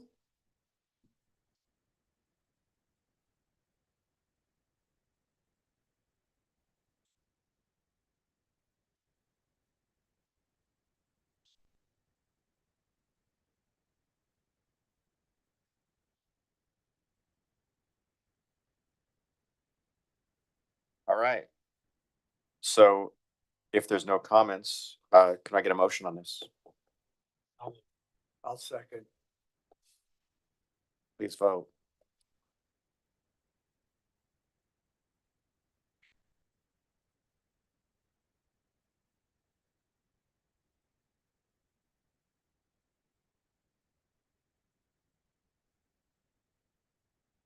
Motion passes 5-0. Thank you, everyone. On to new business. 12.1 EPA Community Change Grant Authorization for San Lorenzo Creekway. It's been long. Thank you for hanging out so long, Michael. Oh, sure, no problem. Good evening, Michael C. Williams, Trails Program Manager, and I'm here for this item. I will say that that was a lot of work that you guys had to do, and I haven't seen the process. I knew it was going on, but I hadn't seen it and had to sit through it, so it's pretty well done. I mean, it was clear, concise, methodical, just whatever that's worth. Thank you. Anyway, okay, so for this item, this is we're asking the Board of Directors to consider authorizing a grant application for the EPA's Community Change Grant Program for the San Lorenzo Creekway project and authorization of a task order to HTA for associated grant writing in the amount of $101,700. That's a not to exceed number, could come under that. Staff is asking that the board authorize the grant application and approve the task order. Here in your report, it says a description of the item. So the district continually desires to seek additional funding for the development of the San Lorenzo Creekway. We're looking for gap funding. We're looking for supplemental funding. We're looking for match. We're looking for amenities. One of the things the Caltrans grants that we're going to be getting don't cover a lot of things. There's things Caltrans only wants infrastructure improvements. And so there are other additional amenities and things that they don't want to cover. So we're always constantly looking ahead for something. And so earlier this year, the EPA released a notice of funding opportunity for its Community Change Grant Program. The grant program itself is designed to benefit disadvantaged communities that are marginalized by underinvestment and overburdened by pollution in particular. The grant program has $200 million of Inflation Reduction Act funding for technical assistance. That's a separate application to enhance the ability of disadvantaged communities to access resources for environmental and climate justice activities. And this money is really dedicated for it. They really want community-based organizations to take the lead on this and to be at the forefront. So there's some activities that are listed in your report, things related to climate resiliency and adaptation, mitigating climate and health risks from urban heat islands, extreme heat, community-led air and other, water pollution, water quality, education, investments in low and zero emission and resilient technologies, and workforce development that supports the reduction of greenhouse gases, gas emissions, and other pollutants. All in the report. we've looked at this application and the grant opportunity fairly extensively. And outside of our own discovery work that we've done as staff, the Trust for Public Lands came to us twice and begged us and offered all kinds of help. They were originally going to be a partner on this because they've had two other programs that they have helped successfully be awarded, but they could not join us because Trust for Public Lands as a co-partner could only do two projects at a time. So we had to go find our own community-based organization as a statutory partner. And so we have located and talked to the Hard Foundation. The Hard Foundation meets all the qualifications, does all the things that they want the community-based organization to do and take the lead on. And so we, to supplement them, we've also talked to the Hayward Promise neighborhoods at Cal State East Bay. And so, well, and Hart is already a partner there. So we're trying to kind of keep it as close as we can to the organization. So we've talked to them, we've talked to TPL. TPL will join as a community partner, just not a statutory agreement partner. The project will build on the outreach and design process that's already in place for the Creekway, but the idea is to incorporate new community-driven goals and processes that will align with the intentions of the program. So we have to meet the criteria that EPA has listed. They want all climate-based activities and community-based, led initiatives. So the scope of work that we're considering applying for is basically a 2-mile stretch of the Creekway between the Hayward Senior Center and the Cherryland Community Center, basically because there are two, agency designated resilience hubs. And so we're saying we have these two hubs, they can be cooling centers, they can do all these community-based benefits or provide them. And then we have this Creekway that gets to them. And then we do have spaces in between, Old Creek Dog Park, Mission and Maddox, things, lands that we own, properties and projects that we own and are developing. So it just gives us a chance to supplement the Creekway, but then do other amenities along the way, all in the Ashland, Cherryland, and North Hayward area. And regarding so there are two tracks for this. Track one is almost $2 billion for projects that are a minimum of $10 million, maximum of $20 million. And then there's a track that it's more of a planning community engagement group. But that's the funding for that is very small, and we're slated to apply for a track one infrastructure project. As a part of the process, we have also made introductions. We're kind of poaching 2 grant writers from TPL because we could. And we've asked them to work under HTA, so our regular grant writer that has been successful on all of the mini grants that we've done, but all of our Creekway grants, Foothill Trail grants, HTA. So we've asked HTA to take the lead and take these 2 grant writers from, they're independent. They don't work for, they do work for TPL, but they're not employees. And so they have worked on 2 successful projects that have already been funded under the EPA program already because they just submitted early on. And so we're asking them to work under HTA. And so that's our grant application team. And we think that's going to yield the best results. HTA has worked with Hayward Promise Neighborhoods. They've worked with us. They're strong here.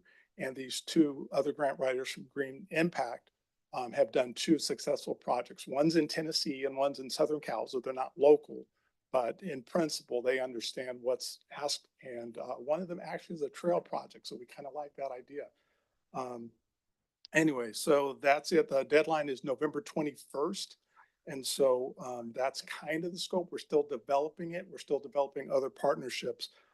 And we did apply for the technical assistance. The deadline was on the 16th. And so there's no requirement there. It's just apply for technical assistance. And we don't need that to get the grant. I think that's it at this point. Director Hodges.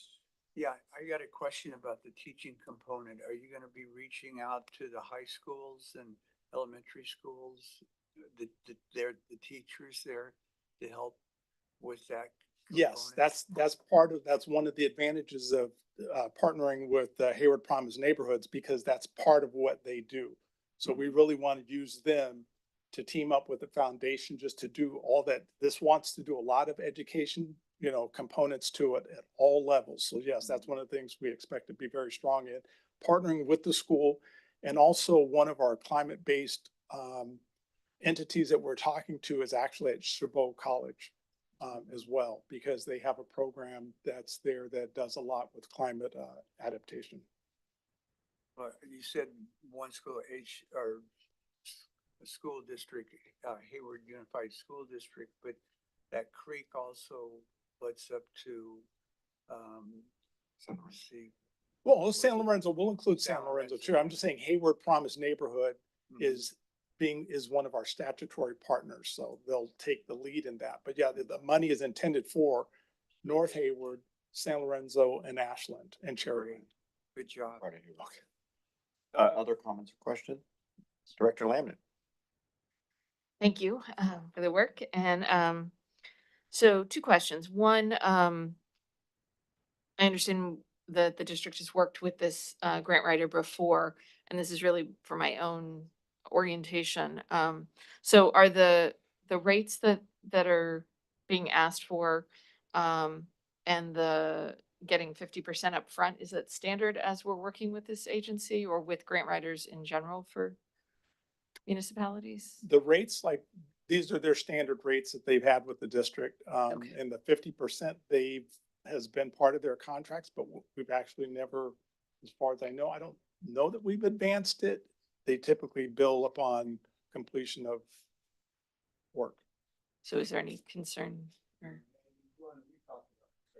Yeah, so just because I think $100,000 may sound like a lot, but the minimum grant is 10 million. But just doing the math of what we've paid HTA so far and what we've gotten from it, their fees are 1% of the money they pulled in It's for us. half of 1%. Yeah, I sort of didn't doubt that math. It was just I have a very small footprint in the grant writing world. It just seemed significantly more. Clearly I'm underbilling. Anyway, yeah, go ahead. Okay. No, it's just, as I said, it was more helping me to understand, not a huge concern, but I appreciate the conversation. And then the other one, so I get the logic of HPN being kind of the primary place. Would Friends of San Lorenzo Creek be a partner in this, or Yeah. does that not make sense? Yes, no, they'll be a partner. For the EPA, there's something called a statutory partner. So there's the lead agency and the statutory partner. Those are the only two that really communicate with the EPA. They have criteria on who can team up. You can't have two CBOs. You can't have two public agencies. You have to have one CBO. You can't have two CBOs depending on what type of CBO they are, but they have criteria. So we had to pick someone, a CBO, that our foundation meets the criteria for. We couldn't even do it directly with Hayward Promise Neighborhood because technically they're part of the school, and the school, you can't be, it's a public agency, Right. basically. So that's where it doesn't work. Right. So HPN is just taking the lead as kind of, because they have an extensive network to start with. But yeah, Friends of San Lorenzo Creek, all the school districts, everyone will be folded in under them. We just don't need to go out to 20 agencies right now. I see. We're just trying to keep it where we have to, demonstrate to the EPA, we have this agreement with this agency, and with the CBO. And so HPN is going to be one of our key partners. But yes, Friends of San Lorenzo Creekway will, or of the creek will be a part of it at some point. Gotcha. Okay, thank you. Any other comments? Director Latcher? Yeah, great. Thanks, Michael, for the presentation. And it's literally like in my short career here, the dream come true of seeing the opportunity to take an EPA grant and really wrap it in everything that, we are as a district. we've always understood that we're an educator in this community, and watching what HPN is brought to our community, the new tranche of the Chairland, funds that are coming in, and to be associated with that and proving that we are truly, the educators also, in this district is great to see. I think that, when you look at, to go after big money, you've got to, spend funds to do that. And so I kind of went back and looked at some of the other grant, what we've received and what we put out. And I kind of looked at the billing of this, and I'm, full steam ahead in what you have going and wrapping the environmental justice components of it. I mean, everything, how it is being presented, it's like the dream come true to be able to, tell our story as a district of what we bring to this community, and then truly what we will deliver to this community it's really warms many parts of my heart. So thank you very much for continuing to go after it as a district and staff. And just to be clear too, the work we've done before, like when we did, the grant for the Creekway, that took 3, tries at it. So each time we did a little less. This is starting from scratch. We have we've done outreach and we have some things, but some of the things they're asking for, we're having to start like from scratch and get out. And then the deadline is November. I mean, it's been out since January or February, and we looked at it and we've, gone back and forth. And again, we've tried not to just go for everything and take everything. You have to do something that makes sense. Can we do it? Can we expend it? Can we, but in this case, it's it's a new program, and we didn't want to say no, especially when someone else that's been successful, TPO, came to us and said, you have to do this, at least try. No guarantees, but it seems like it's definitely worth trying. Got it. And the last part of this question is that what we're authorizing tonight, is it just up to this November deadline? Yes. So that's really Yes, this right. truncated period of, okay, Yes. perfect. Sounds good. I have a question. Or do you have another question? Okay, come. I just want to appreciate, I appreciate the initiative staff has taken on this and how they plug this along all the way. I want to say, and I want to encourage that initiative, because I think we have the political will right now, and who knows what's going to be in the future. So Yeah. I want Great to point. plug that and keep pushing that. And I appreciate all the work you've done. And I also want to give a plug to the foundation. I'm glad the foundation's involved. It's another little feather in their cap, and I think it would help their sense of achievement. So it's really good too.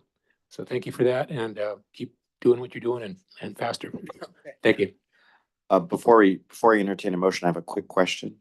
Is there a timeline on when this project would have to break ground in order to for the grant to be valid, or is this just a? It's 3 years from date of award. Okay, So it is a fast track item. And so that's why we picked a section of the Creekway. We think, but between what we're doing already, the work that's already taking place at near and around the DMT and the Japanese Gardens and down to Cherryland, that's kind of like the easiest stretch of the Creekway, because it's all the bridges we can go under, except at Western. I have to put in bridges there, but everything else we can go under. And so, and then two segments already done. The Eden Housing one is being done. The Lincoln Landing is already done. So it's kind of like things that we can do and kind of control. That's the quickest, easiest to do. So, yes. that's good. We're going to get some connectivity faster, and Yes. that's what I'm looking at. That was my point. Is that this is fast tracking the Yeah. low hanging fruit, and then we could point to that when we're looking for additional funding down the line for the other areas. Yes. We're going to have part of this, and meanwhile, the community is going to get to use it and see it. This is going to make that happen. So thank you. With that, could I entertain a motion? Yes, I'd be honored to make the motion authorizing a grant application to the EPA community and change grant program for the San Lorenzo Creekside project, and authorizing a task order for HTA in Corp for $101,700 for the grant writing service. Could I get a second? Great, I'll second that. All right. Please vote. Here we go.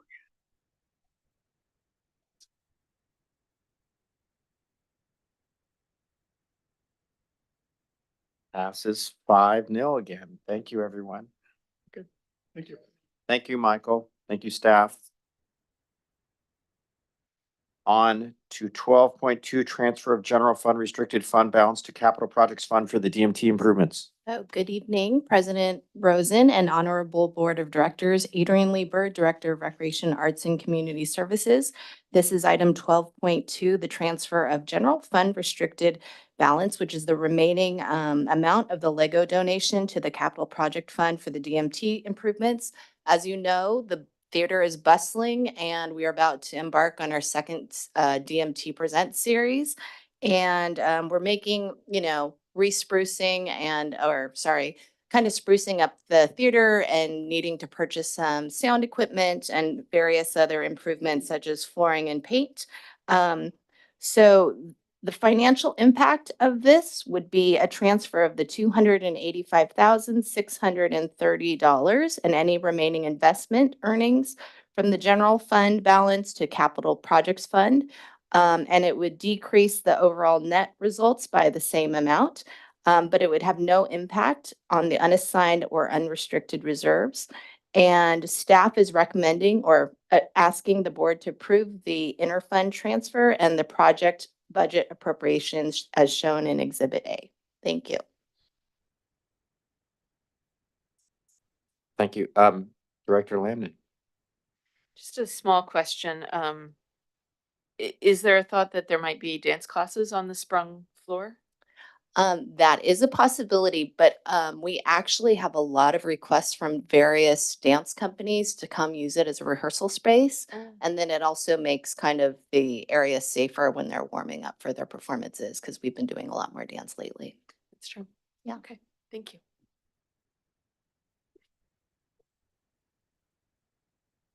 Any other comments? A motion? I'm happy to move the item. All right. Could I get a second? I'll second 12.2. Please vote.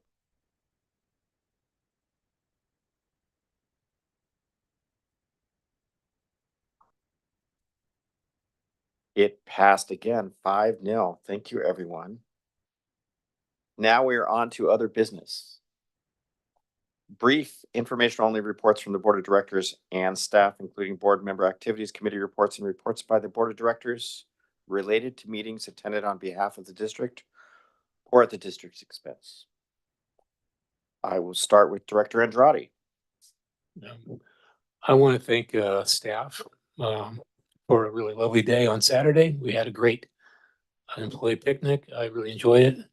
And then later I went to the Touch a Truck event at San Lorenzo Community Center Park. And when I was there, they told me it was 400 kids, but it was really fun. And I happened to I met my niece and her kids who were the right age, and they had a great time. And it was just a joy. I think the neighbors might be a little upset with all the honking, but otherwise it was a great event. And it's really great to see. I had a lot of questions about the new community center and what's going on there. And I was at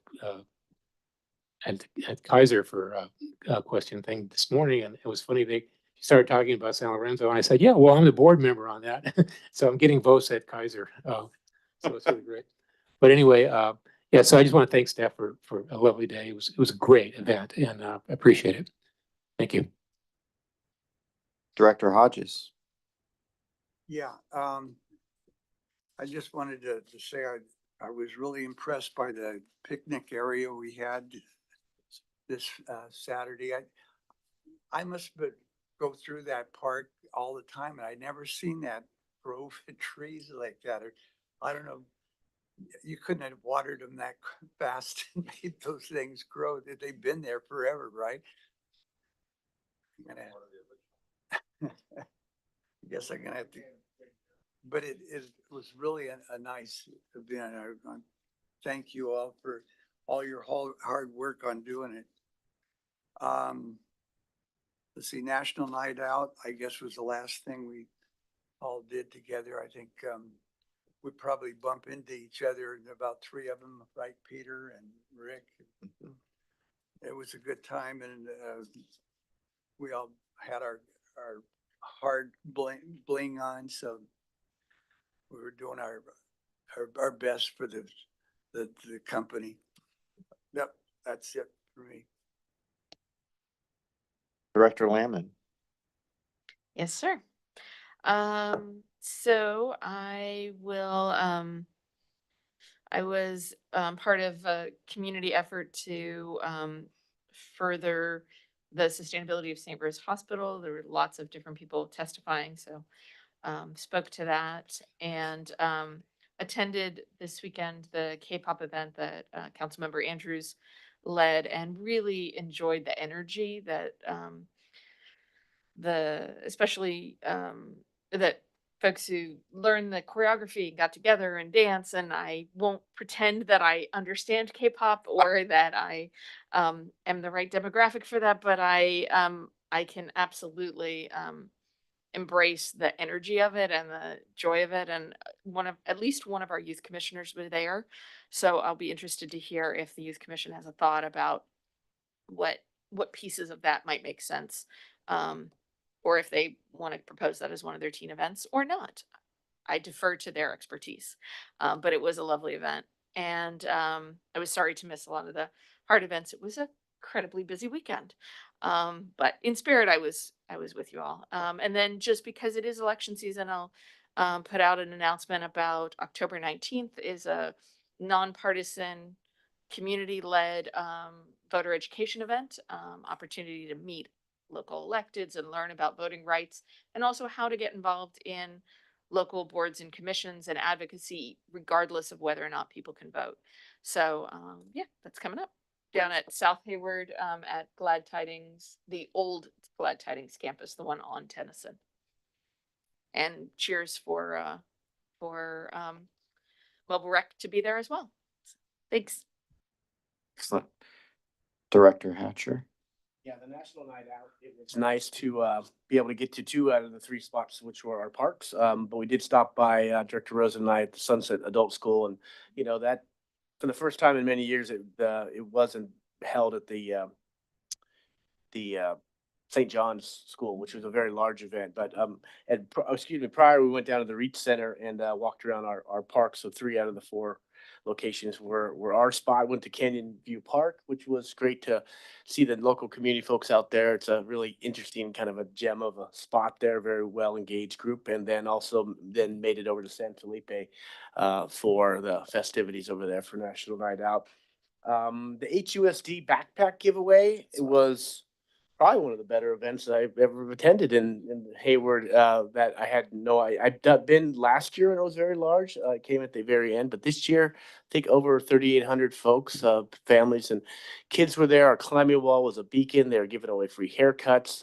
Music was playing. The services were out there. It was a wonderful event. I felt really proud to be a community member. We were, had a climbing wall and they're giving away backpacks, and our carabiners went really well from our table though, for the kids. And I did stop by the Memorial Park to support FESCO with the Oddfellows, the Memorial Park concert series, and also the Garage Spiders were playing. So that's always fun to see. I've known them for a while.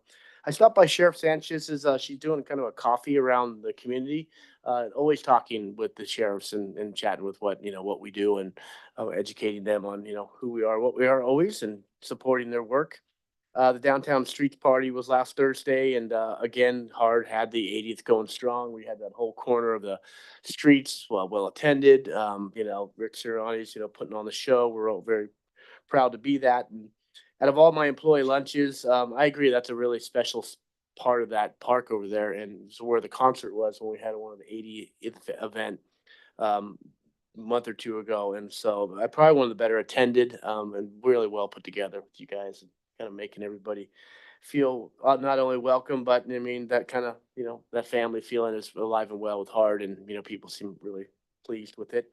And Touch a Truck, again, it's seeing an event like that is so simple but so powerful with the kids, and watching them jump and just, I swear honking a horn made me want to get up there and I guess that was my park. So I was honking horns for one time or other, but I had literally the best milkshake in that park. Whoever the vendor was for the ice cream was pouring some really great shakes there. So thanks to staff. Everybody was in good spirits. The staff was running around and doing a great job. That's it. Director Lambert has a quick. Sorry, one other quick thing, um, the, HUSD backpack drive was amazing, as I heard. I was at the other one, which was the Hayward Rotary one, but there were lots and lots of hard colored pencils there and much appreciated. So cheers for that. So much has happened. Director Hatcher and I attended a variety of things over the last week and a half together, and the America's Night Out, National Night Out. I'd never been to those, and I'd never been to Canyon View Park, and both of which were eye-opening. It was a lot of fun talking to the community. People were really happy to see us. That was really good. I was.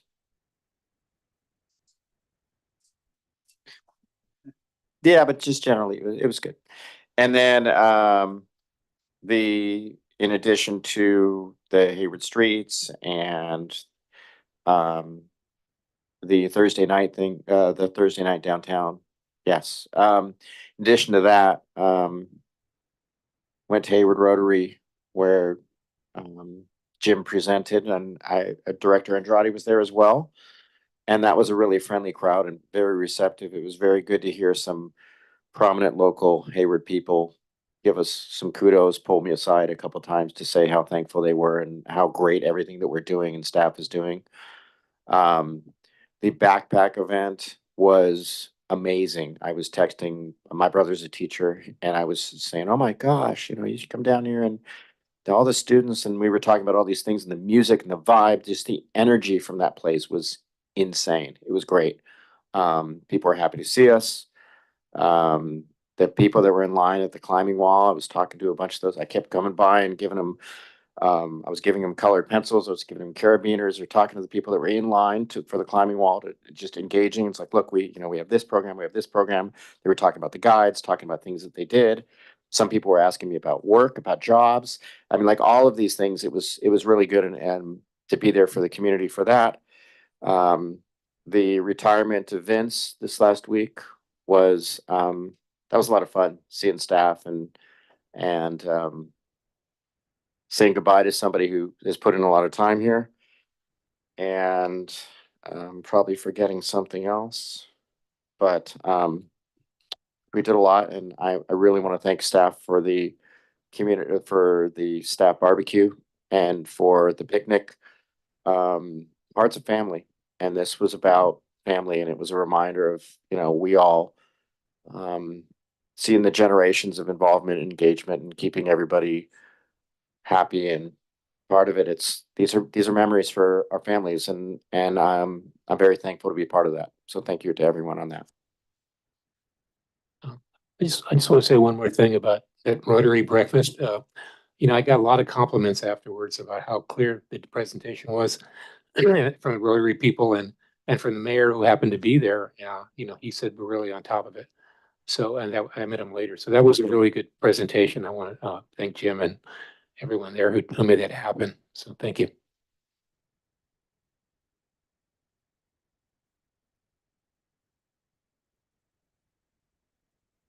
And staff? Sorry. Good evening, Board of Directors, Jim Wheeler, General Manager. Director Rosen, I would like to remind you that we didn't put it on the agenda, but we would like to adjourn tonight in memory of Ellen Corbett. So when we get to that point, please, if y'all want to say a couple things maybe about her, she was a very special person. I don't have a lot to report to you. Yes, I spoke at Rotary, so thank you for taking that one. Standing committees are on Monday next week, not on Tuesday. There is no finance standing committee. The other three standing committees will be meeting on Monday. Oh, wait, you have finance. There's no personnel, sorry. There's no personnel on Monday. There's the other three. And thank you for moving those to Monday, so I can get away. And then I will be out Thursday and Friday this week out of cell phone range. So Mr. Peterson will be our acting general manager Thursday, Friday, and through the weekend until I get back into phone range on Sunday. Ann Mays has nothing to say tonight, she told me earlier. Good evening, directors. Chris Peterson, Parks and Facilities Maintenance Director. The only update I have is we are finalizing the job announcement for Vince's position, the maintenance supervisor. That should be going out in the next couple days, as well as the recruitment for Tech 2 and Tech 1 right behind that as someone moves up and fills that spot. Other than that, that's it for me. Oh, yeah, and we are working on removing the plastic off Taper Park, so that NGO can get in there, check it out, and then we will cover it back up before it starts raining again. Adrienne Lee Bird, as the board noted, it was a very busy Saturday. We had a VIP at Greenwood Park, a nice group there.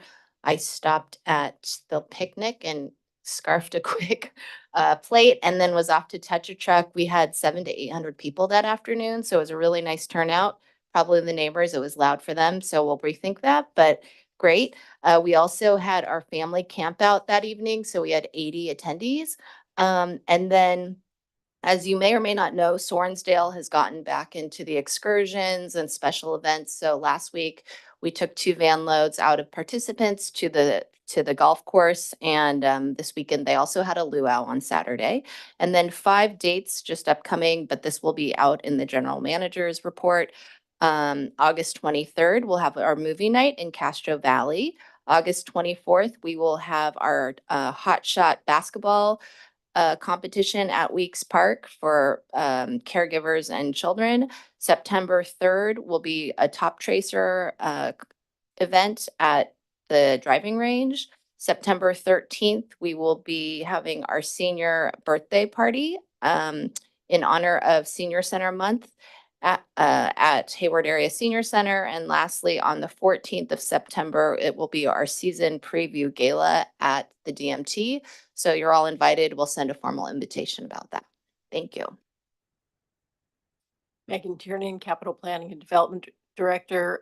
Not a lot of big news, but we will be starting the DO painting project next Wednesday. It'll go on for about 2 weeks, and we decided to overlap it with the roofing HVAC project to minimize disruption. So.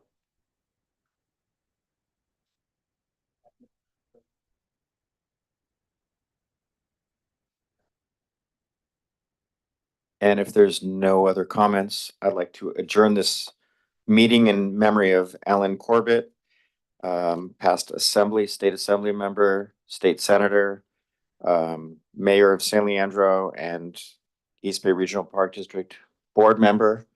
She had a huge impact on a lot of lives. Personally, I had some good conversations with her about gardening, which was a passion of hers. And because she was a master gardener, and so we could connect on some of those things. And she was always very pleasant with me, and had a twinkle in her eye a lot of times when I went to go see her. I'm sure anyone else would like to say anything, Director Lamnan? Sure. Yeah, very much a trailblazer, Senate Majority Leader, and fierce advocate for things she was passionate about, and I appreciated that. She did have a plot in our community garden as well. So she certainly will be missed. Director Hatcher?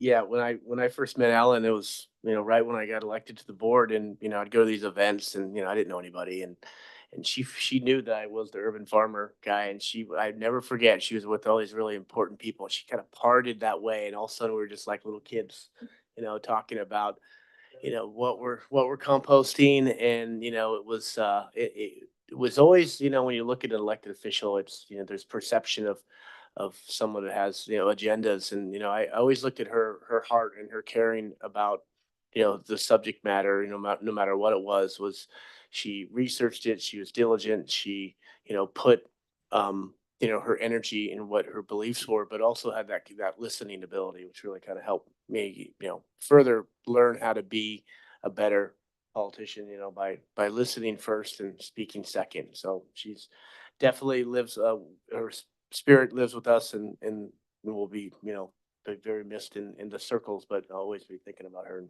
many ways.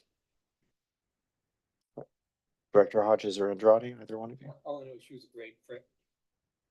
Ellen was a great friend of the district, and I saw her in Sacramento a couple of times, and so she was always sympathetic and And she was a parks person, you know, I mean, she was on the East Bay Park, Regional Parks, and great personality. So we're gonna miss her. Thank you.